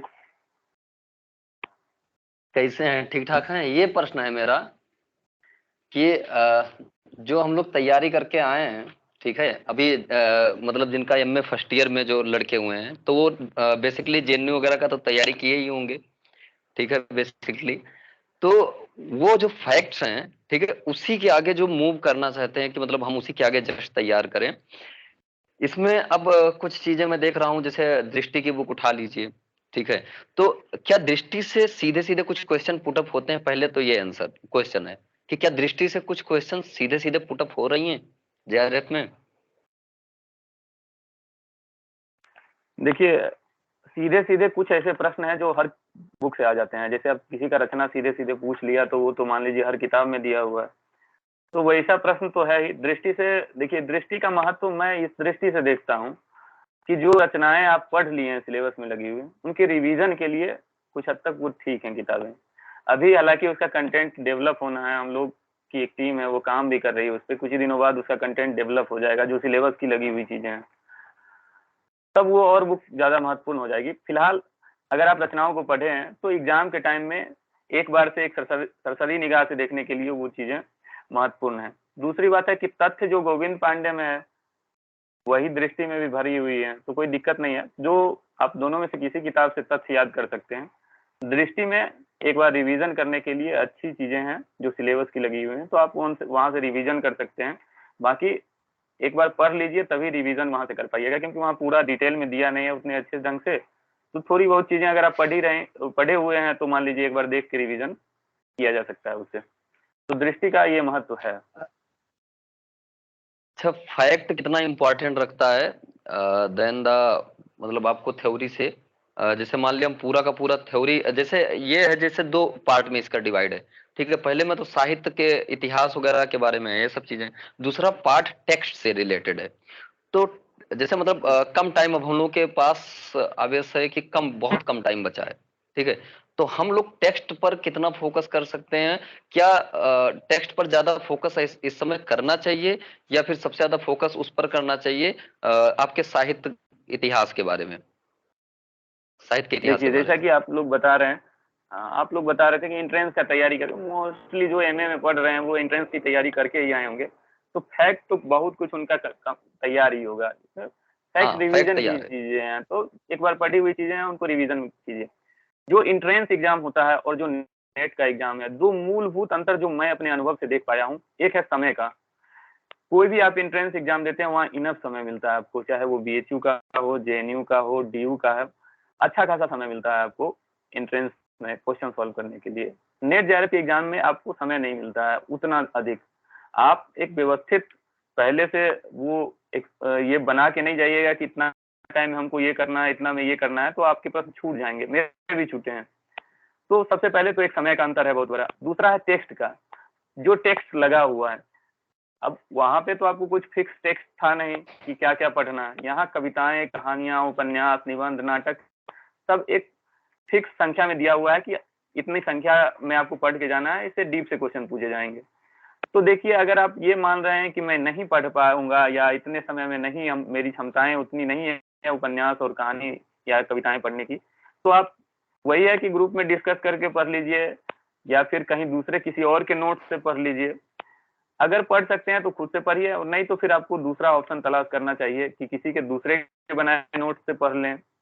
या फिर कुछ मित्रों में बांट के पढ़ लें चीजों को और आपस में डिस्कस करके उसको समझ लें, तो इस ढंग से भी चीजें की जा सकती हैं। बाकी मुझे लगता है कि कोई अगर अच्छा छात्र है तो 2 महीने में ठीक ठाक सिलेबस निपटा देगा, कुछ ज्यादा नहीं है इसमें, तो पढ़ा जा जैसे सकता है। जैसे कि हम लोग बीएचयू से थे, ये तो आपको पता ही है। तो जब वहां पर हम लोग थे तो वहां का जो सिलेबस था वो कितना हद तक आपको हेल्पफुल यहाँ पर निकल के आया कि मतलब जब वहां से आप निकल के आए तो जेएनयू का सिलेबस, मैंने डीयू का सिलेबस देखा तो जो डीयू का सिलेबस है वो इसके अकॉर्डिंग अभी तो एमए के फर्स्ट ईयर में डमाडोल है, और जो बीएचयू का हम लोग बीए में पढ़ रहे थे वहां का जो सिलेबस था, दोनों के सिलेबस में डिफरेंट नजर आ रहा है। तो कितना हम उस सिलेबस से इसको रिलेट कर पा रहे हैं क्या हम, क्योंकि आप पढ़े हैं देखिए साथ ही हैं तो फिर इतना इतना तो पता ही है कि क्या चीजें उससे यहाँ देखिए रिलेट हो पा रही हैं। मैं जो समझ रहा हूँ, जैसे आप बीएचयू में पढ़ते हैं तो वहाँ पे बीए में सरोज स्मृति कविता लगी हुई है, यहाँ भी नेट जेआरएफ में सरोज स्मृति आपको पढ़ना है। हाँ वहाँ मोचीराम का धूमिल का जो मोचीराम कविता है वो लगा हुआ है, यहाँ भी लगी हुई है नेट जेआरएफ के सिलेबस में। तो जो चीजें रिलेट हो रही हैं, ऐसा नहीं है आप वहां पढ़ के आए तो उसका बेनिफिट मिलेगा, और कुछ चीजें अतिरिक्त भी हैं तो उनको पढ़ना है। अगर आप पहले से पढ़ के रखे हैं उन चीजों को तो अच्छी बात है। हालांकि जो भी अच्छी यूनिवर्सिटी है वहाँ पे जो टेक्स्ट लगी हुई होते हैं उन पे चर्चाएं होती हैं, बच्चे के जो लगे हुए चीजें होते हैं वो तैयार कम से कम मान के चल रहे हैं कि जो बीए में पढ़े होंगे सिलेबस की चीजें उतना पढ़ के तैयार रखे होंगे। तो कुछ ही चीज है अतिरिक्त जिसको करना है। और अगर आप एमए में सही ढंग से पढ़ लेते हैं तो लगभग 60% कविता आपका वहीं से लगा हुआ, जो बीए एमए का सिलेबस है वही है। 40% अधिक है, उसको आप बैठ के व्यवस्थित ढंग से पढ़ लीजिए, और जो 60% है वो आप बीएमए में पढ़े हुए हैं तो उसको थोड़ा सा रिवीजन कर लीजिए, चीजें तैयार हो जाएंगी। जो गद्य की रचना है उसमें भी बहुत कुछ आप पढ़े हुए रहते हैं, साहित्य के विद्यार्थी हैं तो इतना आपसे एक्सपेक्ट किया जाता है कि कम से कम बीए एमए करके आए हैं तो गोदान तो पढ़े ही होंगे, अगर नहीं भी पढ़े हैं तो फिर अब पढ़ लीजिए, फिर क्या दिक्कत है। तो जो सिलेबस की है वो पढ़ लीजिए, अगर नहीं पढ़ रहे हैं तो फिर दूसरा ऑप्शन तलाश कीजिए, किसी और के नोट्स से पढ़ लीजिए, डिस्कस करके तैयार कर लीजिए, जैसे भी करना हो। यूट्यूब पे वीडियो देख के मित्र बता रहे थे मेरे साथी, तो यूट्यूब पे वीडियो देख के भी तैयार कर पा रहे हैं तो कर लीजिए, लेकिन चीजें तैयार होनी चाहिए और ये आपको तय करना है कि आप कैसे तैयार करेंगे। विभिन्न माध्यम है, मुझे लगता है कि आप खुद से अगर टेक्स्ट पढ़ें उससे बेहतर तो कोई दूसरा माध्यम हो ही नहीं सकता। लेकिन अगर आपको ये लगता है कि मैं नहीं पढ़ पाऊंगा, मेरे पास समय का अभाव है, तो कहीं किसी दूसरे माध्यम से भी उन चीजों को तैयार कर सकते हैं, कोई बहुत ज्यादा ये नहीं है। आप किसी भी तरीके से उसको तैयार कर लीजिए, क्योंकि उससे प्रश्न पूछे जाते हैं और आने वाले समय में भी उसी से प्रश्न पूछे जाएंगे, क्योंकि मुझे लगता है कि तथ्य में अब कुछ उतना विशेष नहीं रह गया है। क्रमवार से सजाने और इसका प्रकाशन वर्ष से लगाने वाली रचनाएं, ये सारे प्रश्न का जमाना अब खत्म हो चुका है। अब डीप से ही प्रश्न पूछे जाएंगे मुझे लग रहा है जैसे, और पिछले 2-3 साल का आप देख लीजिए प्रश्न तो आपको भी अनुमान हो जाएगा कि अब प्रश्न जो है उसी दिशा से पूछे जा रहे हैं, बहुत ज्यादा तथ्य वाले प्रश्न आ नहीं रहे हैं। आपके चलिए सवाल का जवाब मुझे लगता है निर्मल कि जी बहुत सही बहुत होगा। धन्यवाद आपका। ठीक है, और मैसेज एक बार धन्यवाद। नंबर अपना कर दीजिएगा, ठीक है, उस पर फेसबुक पर। जरूर जरूर जरूर, ठीक। भूल ही गए आप जेएनयू जब से आए। ठीक चलिए है महादेव। निर्मल भैया, अगले प्रश्न लेते हैं। बाकी प्रतिभागी इंतजार करें। अंजलि पांडे जी, आप आमंत्रित हैं, आप अपना प्रश्न पूछिए। हेलो, मेरी आवाज जा रही है क्या? जी बोलिए। मेरा प्रश्न बिमलेश भैया से है और फर्स्ट पेपर के लिए है कि जैसे कोई भी यूनिट उसकी हम लोग पढ़ते हैं या जैसे मैं ही पढ़ रही हूँ, तो पढ़ने के बाद पढ़ने तक तो लगता है कि हाँ हो रहा है और नोट्स भी बनाए रहते हैं, लेकिन पढ़ने के बाद वो पूरा निकल जाता है दिमाग से एकदम, मतलब दूसरे दिन एक यूनिट पढ़ो फिर वो गायब हो जाती है। तो फर्स्ट पेपर के लिए कुछ बता दीजिए। और सेकेंड पेपर में सिलेबस में कुछ कुछ है जो बहुत बड़ा है, जैसे संस्कृति के 4 अध्याय हो गया, झूठा सच वगैरह हो गया, तो क्या हम कुछ छोड़ सकते हैं? मतलब बस ये। आपने पूछा अंजलि जो है क्या हम कुछ छोड़ सकते हैं, तो छोड़ना वही है जहाँ पे प्रश्न बहुत नहीं आते। ठीक है, प्रश्न मतलब या फिर प्रश्न बहुत मतलब मैंने अपने पहले ही जब मैं शुरू शुरू में ही बता रहा था, सबसे पहली बार जब मैंने बोला मैंने उसी वक्त बोला है कि हम बहुत सारी ऐसी चीजें जिसे छोड़ सकते हैं पढ़ने क्रम में। जैसे अब हमारे में देखिए 13-12-13 नाटक लगे हुए हैं जो भी, तब हम उतने नाटक क्यों पढ़ पाएंगे, हमें नहीं पढ़ पाएंगे हम उतने नाटक, और उन सभी नाटकों से प्रश्न नहीं उठते हैं, सभी नाटकों के पात्रों से या नाटक का जो संवाद है सारे सबसे नहीं आता, बहुत आता 5 या 6 से आता है केवल, तो हम उतना तैयार कर लें। ठीक है, और उपन्यासों सारे उपन्यास लगेंगे सब पढ़ने जो महत्वपूर्ण है, हम जानते हैं जिनसे प्रश्न अगर हम पुराने देखेंगे तो हमें अपने आप समझ में आ जाएगा कि किनसे बहुत प्रश्न उठ के आता है, तो उन उपन्यासों को पढ़ लें, बाकी जो महत्वपूर्ण और नहीं हम उन्हें छोड़ सकते, लेकिन छोटी विधाएं हैं, ठीक है, पतली हैं, छोटी विधाएं, हम उन्हें चाहे तो कवर कर सकते हैं। अभी 30 कहानियां हैं, तो फिर उन्हें कितना समय लगेगा, 2 दिन लगेगा कहानियां पढ़ने में, उनको पढ़ करके बस उसमें से जो महत्वपूर्ण बातें उन्हें डाउनलोड उसे जो है नोट करते चले जाएंगे, ठीक है। तो ये रहा। और आप जो है एक प्रश्न और क्या कर रही थी, पढ़कर भूलने वाली बात जो है, क्या ऑप्शनल पढ़ करके भूल जाते हैं या फिर क्या जो है? फर्स्ट पेपर भैया पढ़कर भूल जाते हैं, जैसे फर्स्ट पेपर में आईसीटी वगैरह हो गया या उधर में जाके आगे में टीचिंग एप्टीट्यूड वगैरह में तो फिक्स है कि हाँ हमें यही पढ़ना है, अगर हम इसको 2-3 बार पढ़े तो हो जाएगा। तो आगे जाके जैसे डेवलपमेंट इन्वायरमेंट वगैरह है तो वो सब बहुत लेंदी भी है और समझ ही नहीं आता है कि कैसे उसको टैकल करना है ये भी। बिल्कुल। तो देखिए, जो चीजें हम वही बताया हूं मैं कि जो चीजें हम भूल जाते हैं, है ना, जो चीजें हमें नहीं याद हो पाती हैं, तो फिर जरूरी बात है कि उन्हें एक बार में हम ना पढ़ें, उन्हें एक बार हम पढ़ लिए, फिर उन्हें रिवीजन करते रहें, देखते रहें। और हर एक बार जो है हम जब भी उन्हें पढ़ रहे हैं तो कुछ कुछ ऐसी चीजों पर हम जो है उसमें जो है निशान लगाते जाएं कि जो पूछी जाती हूँ महत्वपूर्ण, जहाँ का जो सेक्शन महत्वपूर्ण है। क्योंकि देखिए, प्रश्न सबसे पहली बात मैं बता दूं, फर्स्ट पेपर का प्रश्न कैसे तैयार किया जाता है। तो फर्स्ट पेपर का जब प्रश्न तैयार किया जाएगा तो कोई एक ऐसा प्रोफेसर या कहीं कई ऐसे प्रोफेसर होते हैं कि जो किसी विशेष चीज के विशेषज्ञ होंगे। जैसे कोई हो सकता है शिक्षण का विशेषज्ञ हो, ठीक है, कोई हो सकता है कि शोध का विशेषज्ञ हो, कोई आईसीटी वाले प्रश्नों का विशेषज्ञ होगा। तो उसी तरह के प्रोफेसर के पास जो है वो भेजे जाते हैं उन्हें कि आप जो है कुछ प्रश्न बना करके हमें दें। तो जब वो प्रश्न बनाएगा बाबू, तो वो क्या करेगा कि उसके पास जो विशेष किताब होगी उस क्षेत्र की, वो उनसे प्रश्न बनाने का कार्य करेगा, ठीक है। तो जब वो हमारे सिलेबस में आ जाता है, यानी कि जब हमें एग्जाम में हमें वो देना पड़ता है, तो उसने तो अपने हिसाब से अपने कुछ विशेष किताबों से बना करके दिया है। लेकिन हम जो किताबें पढ़ते हैं वो किताबें कैसी हैं, वो तो केवल तैयारी के लिए है, और पता चलता है कि उसमें थोड़ा थोड़ा बहुत थोड़ी मात्रा में दिया हुआ है। तो अब हम जब इतना थोड़ी मात्रा में दिया है तो हम सोचते हैं कि यही हम पढ़ लेंगे, उसके बाद से जब हम एग्जाम में जाते हैं तो हमें वो प्रश्न सब के सब नहीं मिलते हैं जो हम किताबें, चाहे हम दृष्टि पढ़े हों, चाहे जो है हम जो इसकी जो है क्या बोलते हैं मदान साहब की कोई किताब पढ़ ली हो, या परसियन वगैरह की आती है, कोई भी किताबें जो है ऐसे हम अगर पढ़े होते हैं तो समस्याएं आती हैं हमारे पास। इसीलिए आती हैं कि जो बनाने वाला है वो विशेषज्ञ है और उसने विशेष किताबों से बनाया है, और हम जो पढ़ रहे हैं वो बड़ी छोटी सी किताब से पढ़ाई कर रहे हैं उसके हिसाब से, ठीक है। तो ये नहीं आता, तो इसलिए नहीं आता। तो हम सबसे जरूरी चीज जो इसमें आती है ना कि आप इसकी तैयारी कैसे करेंगी, इसकी तैयारी अगर आप सिलेबस पढ़ पढ़ के भूल जा रहे हैं तो सबसे जरूरी बात है कि आप ओल्ड पेपर उठाइए, और जो मतलब जो भी आपको चैप्टर से प्रश्न भूल है, 10 चैप्टर है हमारे पास फर्स्ट पेपर के, तो आप 10 चैप्टर से जिस चैप्टर का प्रश्न आपको ज्यादा भूल रहा है, आप उन सभी प्रश्नों का जो है ओल्ड पेपर मार्केट बहुत आसानी से उपलब्ध है, हर प्रकाशन के मिल जाएंगे आपको, लगभग 10-12 प्रकाशन मिलेगा। तो आप उन किसी भी पेपर या किसी भी ओल्ड पेपर को मतलब सेट को आप ले आइए, और उसके बाद से क्या कीजिए अनसॉल्व को, और उसमें से उस चैप्टर के प्रश्न को अलग कीजिए। करने के बाद आप उस प्रश्न को जो प्रश्न आया है ओल्ड पेपर में उसका उत्तर ढूंढिए कि आपकी किताब में क्या होगा। और जब आप उत्तर ढूंढ रहे हैं ना तो उसमें जितने ऑप्शन हैं, ठीक है, एक बार आप जब आप कोई प्रश्न सॉल्व करते हैं, पेपर सॉल्व करते हैं, उसमें जितने भी विकल्प होते हैं आप उन सभी विकल्पों पर चर्चा करें, उन सभी विकल्पों का उत्तर खोजें, उन सभी विकल्पों के बारे में जाने बस कि ये क्या चीज है। तो हो सकता है कि जब आप अगली बार, यानी कि पेपर के हिसाब से जब हम प्रश्न से कोई तैयारी करते हैं तो और अच्छी तैयारी हो जाती है हमारे टेक्स्ट के याद करने के बजाय, ठीक है। तो आप पेपर से उस चीज को अगर आप जब तैयार करते हैं तो आप एक ऑप्शन नहीं, उसमें 4 ऑप्शन दिए तो चारों ऑप्शन पर आप सर्च कीजिए कि क्या है इस ऑप्शन का मतलब, इस ऑप्शन का मतलब क्या होता है, ठीक है। तो अगली बार हो सकता है जब पेपर में प्रश्न आए तो जो ये बार सीधे सीधे बार वाला पूछा है वो ना पूछ कर हो सकता है उसी ऑप्शन में से उसी के आसपास से कोई प्रश्न दे दे, तो हमारा उसके हिसाब से क्लियर हो जाता है। जब हम उसके आसपास के प्रश्नों को भी पढ़े रहते हैं तो जब प्रश्न आता है हमारे अगली बार तो हम उस प्रश्न को आसानी से कर जाते हैं, ठीक है। तो सबसे जरूरी चीज यही है कि आप जो है वो पेपर ले लें और देखें कि उस चैप्टर का कौन सा प्रश्न पुराने पेपर में आया है, और उसके आसपास और कितने ऑप्शन हैं, उन सारे ऑप्शनों को आप देख लें, उन सभी ऑप्शन पर विचार करें, उन्हें किताब में देखें कि इसका मतलब ये है, इसका मतलब ये है। अगली बार आपका जो पेपर आएगा वो आप आसानी से पा जाएंगे, ठीक है। तो एक अच्छी तैयारी हो जाती है। और ये जरूरी भी आप जान लें कि कोई 50 से 40 तक भी पहुंचना बहुत बड़ी बात हो जाती है अगर हम साहित्य के विद्यार्थी हैं, क्योंकि हमारे अब तक के जो है अध्ययन में कहीं ये प्रश्न नहीं रहा है, ना हमें शिक्षण पढ़ाया गया, ना शोध पढ़ाया गया, ना आईसीटी पढ़ाया गया, मतलब फर्स्ट पेपर का कोई चैप्टर हमें नहीं मिलता, मैथ रीजनिंग को छोड़ दिया जाए तो। ठीक है अंजलि, आपका सवाल प्रश्न से आप उत्तर से ठीक है भैया, एक प्रश्न और है वो सेकंड पेपर से है।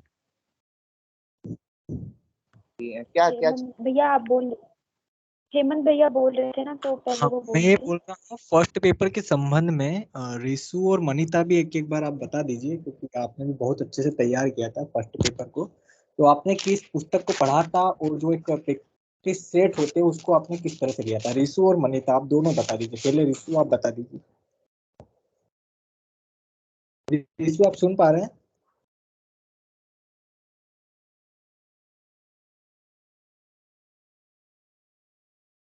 मनीता आप है? हेलो। हाँ मनीता। हाँ रिशु। अच्छा हाँ मनीता आप बता दीजिए। साइंस पेपर के लिए जहाँ तक मुझे अच्छी लगती है तो सबसे अच्छी दृष्टि की बुक आप पढ़िए, उससे आपके कॉन्सेप्ट क्लियर हो जाएंगे। साथ में ही आप कोई भी यूट्यूब चैनल लीजिए, उसमें से मतलब कि उनसे रिलेटेड वीडियो दीजिए और उनके थ्रू नोट्स तैयार कीजिए। और दूसरा, जितने भी प्रीवियस पेपर है आप सबसे ज्यादा प्रीवियस पेपर पर सोल्व करने की कोशिश कीजिए, क्योंकि प्रीवियस पेपर से आपको समझ आ जाएगा कि किस प्रकार के प्रश्न आपसे पूछी गए हैं। और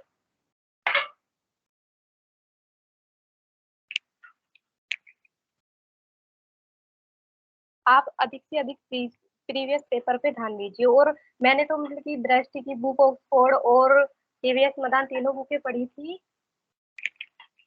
तो बुक में से ज्यादा आपको मिलेगा नहीं, क्योंकि जैसे विमलेश ने बताया कि इसका पेपर अपने सब्जेक्ट के विशेषज्ञ ही बनाते हैं, तो मतलब कि बहुत डीपली बनाते हैं, इसके लिए डीपली पढ़ना होता है। तो कोई भी बुक से पढ़कर तो नहीं आता है, लेकिन आप उसके साथ ही कोई भी यूट्यूब चैनल लीजिए और उनसे मतलब कि समझने की कोशिश कीजिए, अपने कॉन्सेप्ट क्लियर कीजिए। और दूसरा मैं ये कहना चाहूंगी कि आप जैसे आईसीटी है, डाटा है, इनको मतलब कि अपना इतना मजबूत कीजिए कि आपसे इनमें से कोई भी क्वेश्चन आए आपका ना छूटे। क्योंकि अगर आपका टीचिंग में, रिसर्च में नहीं हो पा रहा है, तो आप इन पे इतनी पकड़ बनाए कि इनमें से पूरा सही हो और आपका मतलब कि 25 प्लस हो जाए। दूसरा है कि आप उसमें मतलब कि फर्स्ट और सेकंड पेपर में जो गद्य मतलब कि वो दिया होता है, पैराग्राफ दिया होता है, सब लोग उसको छोड़ देते हैं कि मतलब कि ऐसे ही हो जाएगा, हम वहाँ पे देखेंगे और ऐसे ही कर लेंगे। लेकिन मेरा अनुभव है कि आप उसको डेली एक पैराग्राफ को सोल्व कीजिए और कोशिश कीजिए कि आप उसमें से 5 में से 5 सही करें। आपके अगर उसमें मतलब टीचिंग रिसर्च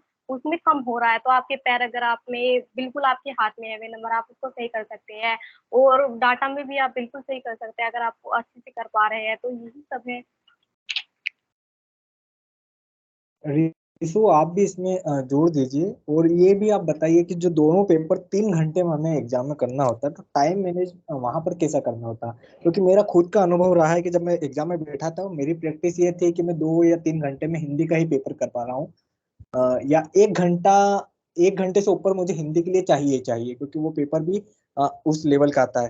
तो जो फर्स्ट पेपर है वो ज्यादा टाइम की मांग करता है, क्योंकि वहाँ मैथमेटिक्स के सवाल होते हैं, कंप्यूटर के सवाल होते हैं, शोध और इस तरह के जो सवाल है वो भी थोड़े कठिन होते हैं।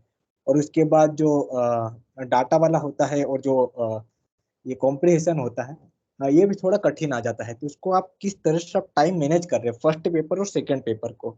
और फर्स्ट पेपर को मतलब कितना टाइम वहां पर एग्जाम में देना चाहिए, और उसके पहले, एग्जाम से पहले हमें प्रैक्टिस करते टाइम उसको किस तरह से देखना चाहिए?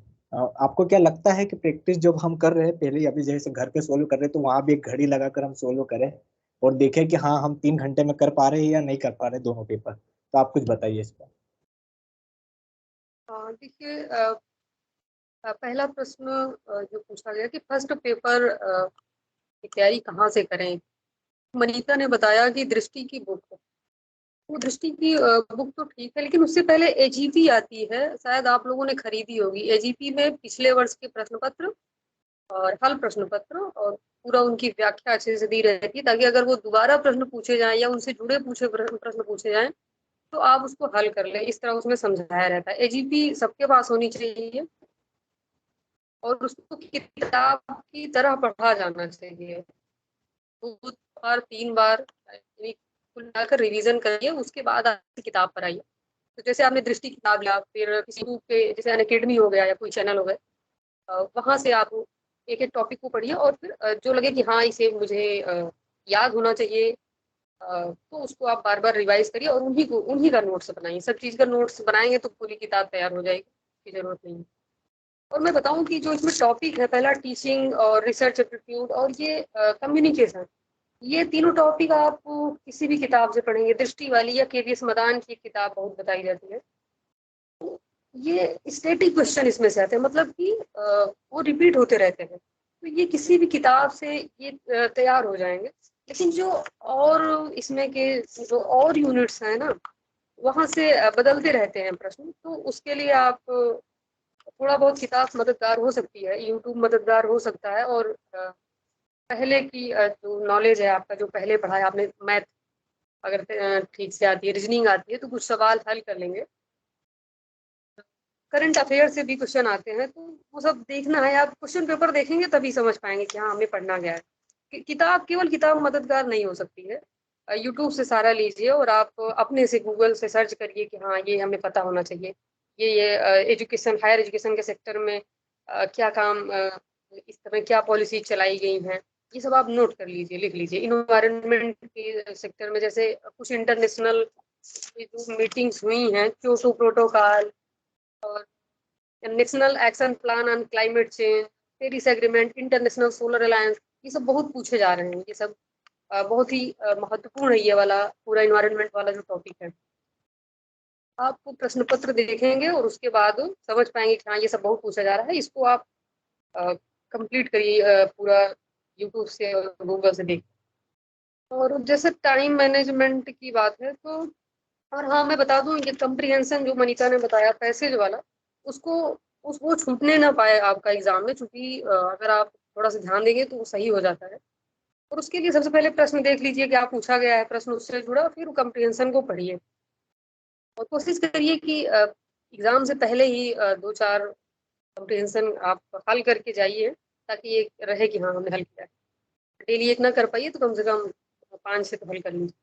रही बात टाइम की, एग्जाम में तो फर्स्ट पेपर में, यानी इस वाले में क्या नाम, टीचिंग और रिसर्च एप्टीट्यूड में टाइम लगता है। भले ही इसमें 85 क्वेश्चन रहते हैं, आधे क्वेश्चन रहते हैं, तो टाइम देना पड़ता है क्योंकि मैथ्स वगैरह रहता है। तो करना ये है कि जो आसान क्वेश्चन आपको लग रहा है कि हाँ ये हम फटाफट कर ले रहे हैं, पहले उसको एक बार करते जाइए। और कंप्रीहेंशन कर लीजिए। अगर डेटा इंटरप्रिटेशन का आपको आसान लग रहा है उसको कर लीजिए। तो जो आसान क्वेश्चन है, डायरेक्टली फैक्ट है वो, तो उनको आप पहले कर लीजिए। उसके बाद फिर आइए जो लग रहा है कि हाँ टफ है, उनको करिए। और अपना हिंदी वाला मुझे लगता है पहले कंप्लीट कर लीजिए, फिर फर्स्ट पेपर पर आइए। या फर्स्ट पेपर में जो आसान लगे पहले उसको कर लीजिए। कुल मिलाकर जो आपको आ रहे हैं वो ना छूटने पाए। जो कठिन है, लग रहा है कि हाँ समय देना पड़ेगा, तब उसको समय दीजिए। और ये आपको अभी से देखना पड़ेगा। अभी आप घर पर हल करिए, थोड़ा प्रैक्टिस करिए। फर्स्ट पेपर या सेकंड पेपर के एक साथ कोशिश करिए कि हाँ यहीं से तैयार, हम अभी एग्जाम हॉल में बैठे हैं, अभी से हमें तैयार करना है। कुल मिलाकर अपना टाइम 3 घंटे में 3 घंटा कम पड़ जाता है, इस हिसाब से देखना हो। जो आसान है उनको पहले करिए, तो लग रहा है कि टफ है उनको टाइम बचने पर कीजिए। क्योंकि टफ है तो हो सकता है, संभावना है कि, बहुत कम संभावना है कि आप सही कर पाएंगे। तो कम से कम जिनको आप सही कर पाने की संभावना ज़्यादा है उनको वो ना छूटने पाए। और वो आपके कंप्रीहेंशन, डेटा इंटरप्रिटेशन, या जो डायरेक्टली फैक्ट पूछे गए हैं वही सब क्वेश्चन होते हैं, वो आप प्रश्न पत्र देख कर समझ सकते हैं।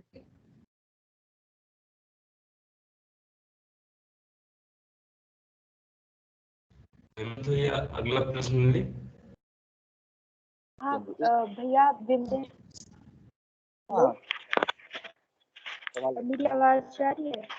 हाँ जी बोलिए बोलिए सर, आ हेलो। रही है आवाज। अरे आवाज आ रही है हाँ क्या बोल। मेरा, जी जी जी, मेरा अगला प्रश्न ये था कि भैया जो सेकंड पेपर में टेक्स्ट है उसको ऐसे पढ़ के निकल जाते हैं, भाव तो रह जाता है उसका मन में, कहानी भी रह जाती है उसके मन में, और जो अभी तक के मैंने टेक्स्ट पढ़े हैं उसके मैंने कहीं भी पात्र नोट नहीं किया है, और उसका कथन भी जो महत्वपूर्ण है वो भी नोट नहीं किया है। जैसे शिखर एक जीवनी हो गया, तो उसका भाव मन में है, कहानी मन में है, पात्र भी मन में है। लेकिन दरअसल इतना बड़ा सिलेबस है कि बहुत सारे कथन लगते हैं कि ये तो शेखर एक जीवनी में भी हो सकता है, ऐसा तो कहीं एक जगह गोदाम में भी है। तो इसकी समस्या से कैसे बचे, और जो मैंने अभी तक नोट्स नहीं बनाए हैं उसका अगर कुछ ऑप्शन हो या ऐसे अल्टरनेट हो तो उसके बारे में बता दीजिए बस। ठीक है, आपने अंजलि आपने जो नोट्स नहीं बनाए हैं ना, उसके हिसाब से आप जैसे जो आती हैं तैयारी की किताबें हैं, आप उस किताबों को लीजिए। उसमें जो टेक्स्ट वाले सेक्शन, जैसे उपकार नहीं, उपकार में बहुत अच्छे से नहीं दिया टेक्स्ट वाला सेक्शन, बाकी उधर वाला ऑप्शन दिया हुआ है। दृष्टि में ही ठीक ठाक दिया है, मतलब सबसे अगर सही देखें तो पर्सियन वाले के हिसाब से ज्यादा ठीक है, दृष्टि में दिया है। तो आप उसको एक बार पढ़ लें। आप जब टेक्स्ट पढ़ रही हैं, मतलब इसमें से जब टेक्स्ट सेक्शन पढ़े ना, तो आप देखें कि आपको उसमें से कौन कौन सी चीजें हैं जो याद रह गई हैं। आपके पढ़े हुए टेक्स्ट से बहुत सारी चीजें होंगी जो आपको याद होंगी, आपको लेकिन समझ नहीं आ रहा होगा याद है या नहीं याद है। ठीक है, तो आप उसे एक बार पढ़ें जो है दृष्टि से, और आप देखें कि आपको उसमें से जो आपने पढ़ा था, भले आप जो है नहीं नोट्स बनाएंगे, लेकिन आपको क्या उससे कुछ चीजें याद हैं। और जब याद हैं तो आप समझे कि ठीक आपकी तैयारी में है, अभी तो जहन में है वो बातें। और जो नहीं याद है आप उसको इस हिसाब से तैयार कर सकती हैं। और जो है बहुत जरूरी नहीं है कि आपने जो है अब तक जो टेक्स्ट आपने पढ़े हैं, अगर उसमें से आपने नोट्स नहीं बनाए हैं, तो अब जो है ये नहीं है कि जो है उसमें से सब उसमें से पूछ देगा। कुछ आप टेक्स्ट के हिसाब से अगर आप देखी हैं, तो आप जो है जितने देख लें टेक्स्ट वाले सेक्शन जो है तैयारी किताब से, उसमें से आपको मिल जाने चाहिए, लगभग लगभग चीजें मिल जाएंगी। लेकिन एक बात जरूर कीजिएगा, अब जब आप जितने भी आगे के टेक्स्ट पढ़ें, आप अगर पढ़ती हैं तो उनका अंडरलाइन करते जाइए महत्वपूर्ण बातों पर। अगर आप नोट्स नहीं भी बना पाते हैं ना, जैसे जब हमारे पास कम टाइम रहता था, हम नोट्स नहीं बना पाते, तो हम जो महत्वपूर्ण चीजें उनको जब अंडरलाइन कर देते हैं ना, दोबारा हम जो क्या करते हैं, केवल उसी टेक्स्ट को उठाएं और केवल अंडरलाइन की हुई चीजों को हम देखते चले जाएं, तो वो हमारा काम हो जाता है। तो हम क्या होता है, अगर नोट नहीं बनाना चाहते हम, या समय चाहते हैं कि थोड़ा बचा लें, तो ये काम कर सकते हैं आप। ठीक है, ठीक है भैया विमलेश भैया। दरअसल हम लोग आधे अब अगला भैया प्रश्न ले बोल रहे हैं शुभम। हम लोग।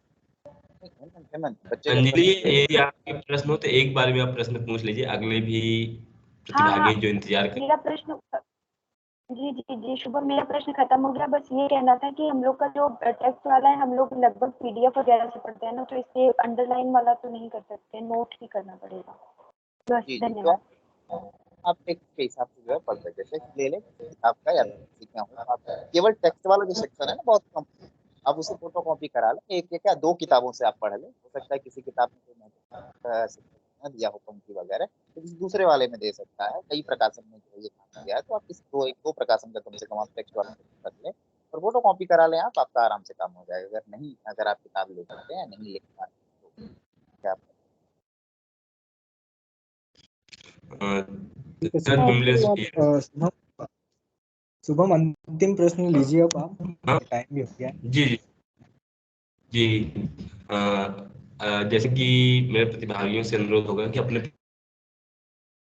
जो भी प्रश्न हो, और वक्ताओं से भी अनुरोध होगा कि कम समय में उनके प्रश्न के उत्तर का देने का प्रयास करें, क्योंकि समय अभाव है। एक जो दो प्रश्न हैं जिससे लेते हुए कार्यक्रम को समाप्त करें। तो शैलेश जी, आप आमंत्रित हैं, आप अपना प्रश्न पूछिए। शैलेश चौधरी जी। भैया अभी हम 4th सेमेस्टर में हैं बीएचयू में। भैया हम जेएनयू के लिए आना चाहते हैं एमए में, तो अभी से क्या करें उसके लिए?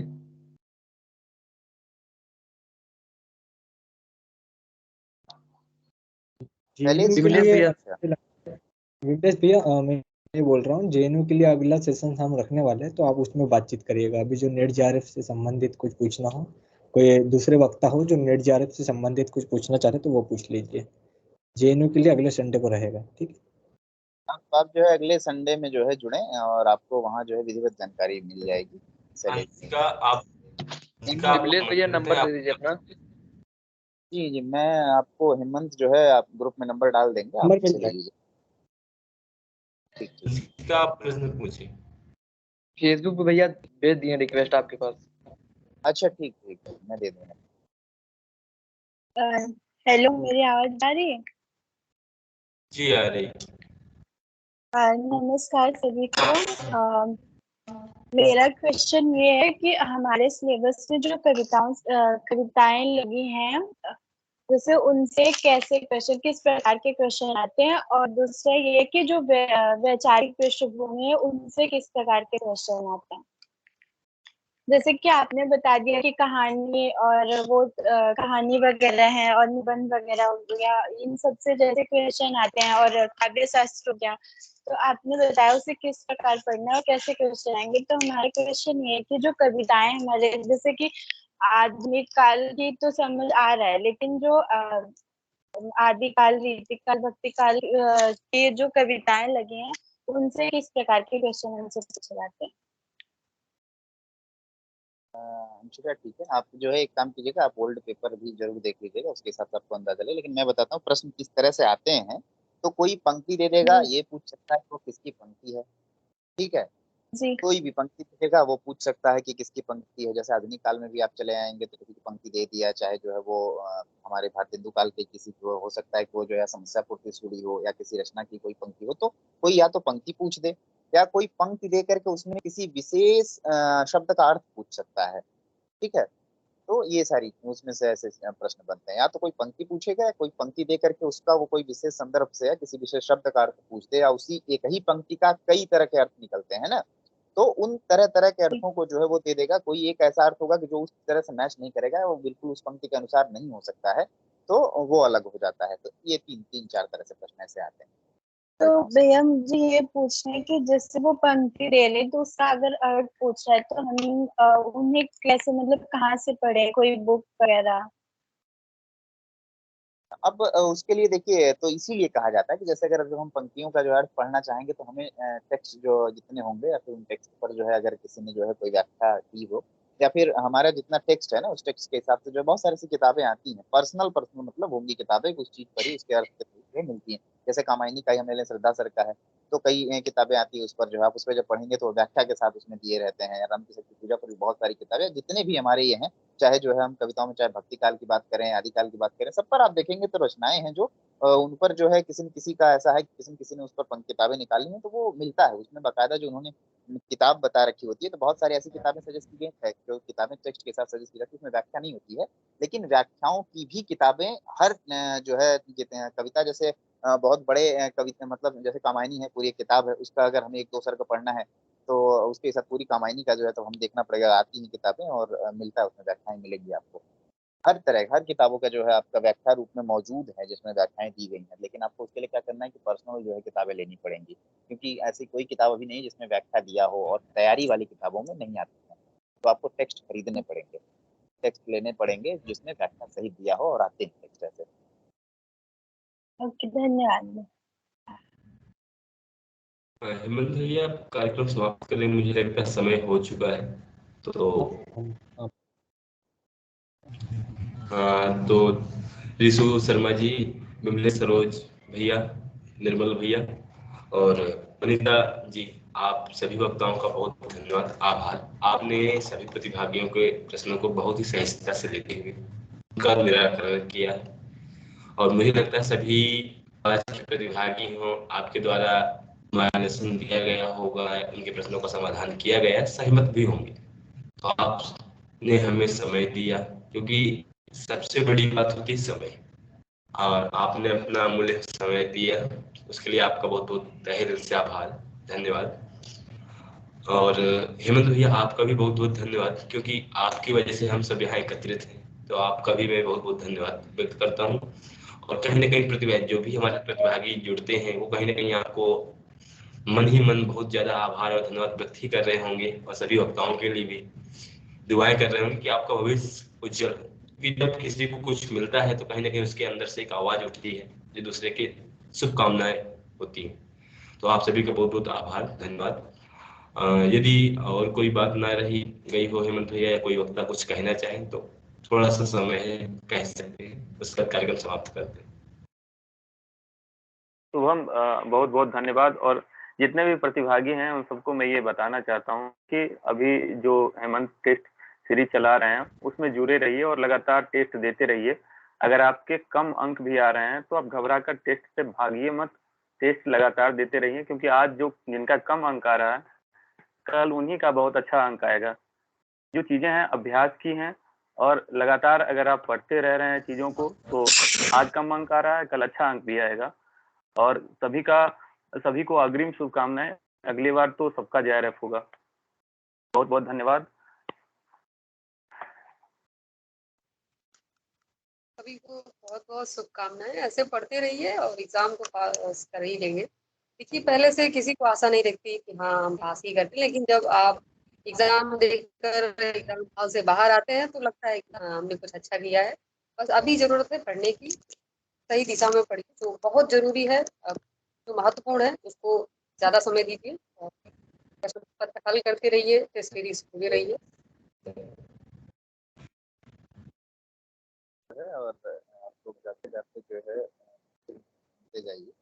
तो देखिए बात ये है कि आप लोग सबसे जरूरी बात है तैयारी किस तरह करनी है, जो करनी है सब करनी है, अपने हिसाब से करते रहिए आप, और जो बताया है मैंने बताया है उस पर गौर कीजिए। और सबसे बड़ी बात जो होगी वो ये है कि टाइम मैनेजमेंट आपके लिए सबसे बड़ी बात है। वो मैं काम के टाइम की बात नहीं, अभी के टाइम की बात कर रहा हूँ, रोजाना के समय की बात कर रहा हूँ। आपके पास 24 घंटे होते हैं, 24 घंटे में आप 8 घंटे सोइए। अगर 8 घंटे से ज्यादा सो रहे हैं इसका मतलब आप समय बर्बाद कर रहे हैं, ये भी जान लें।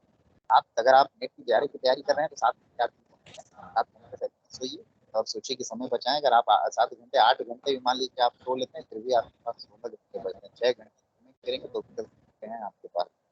तो समय बहुत 24 घंटा बहुत बड़ी बात है। तो आप अगर का भी इस्तेमाल कर रहे हैं तो आप सक्सेस हैं। और एक बात और जान लीजिए तो कि आने जा रहा था आप लोगों को, और शुभम जी को देख के मुस्कुराते हुए, कोई बात नहीं। तो सबसे जरूरी जो आप टाइम, हाँ एक चीज सोच कर चलिएगा कि आप जो भी प्रश्न देख रहे हैं या जो भी आप तैयारी कर रहे हैं, ठीक है, जिस भी प्रश्न का, जिस भी एग्जाम की आप तैयारी कर रहे हैं, एग्जाम की बात नहीं कर रहा हूँ, उसमें ये मत सोच के चलिएगा कि यार कितने % लोग होते हैं, या JRF कर रहे हैं आप, उसमें जो है हो सकता है खैर हम 6% नहीं देंगे, टोटल का 6%।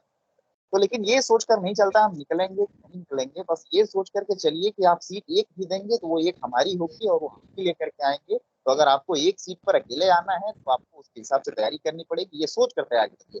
जितनी सीट है आपको उससे मतलब नहीं, आपको उसमें से एक लेनी है, वो एक आपकी है, और आप उसके हिसाब से तैयारी कीजिए। दिन रात अगर आप लगा देते हैं तो आपको आपकी एक सीट मिल जाएगी, और जरूर कीजिए। ठीक है, तो आप लोगों को बहुत शुभकामनाएं मेरी तरफ से जो है, और चाहेंगे कि आप जल्दी जल्दी सबके सब लोग जो है JRF हो जाएं, और JRF के बाद फिर मिलते हैं एक बार, तब ये होगा कि आप लोग भी वहीं होंगे जहाँ हम लोग हैं। बहुत शुभकामनाएं आप सबको, बहुत शुभकामनाएं। और हेमंत जी को और अपने हमारे आज के जो संचालक महोदय दिख रहे हैं, आपको बहुत बहुत शुक्रिया, और बहुत सबको बहुत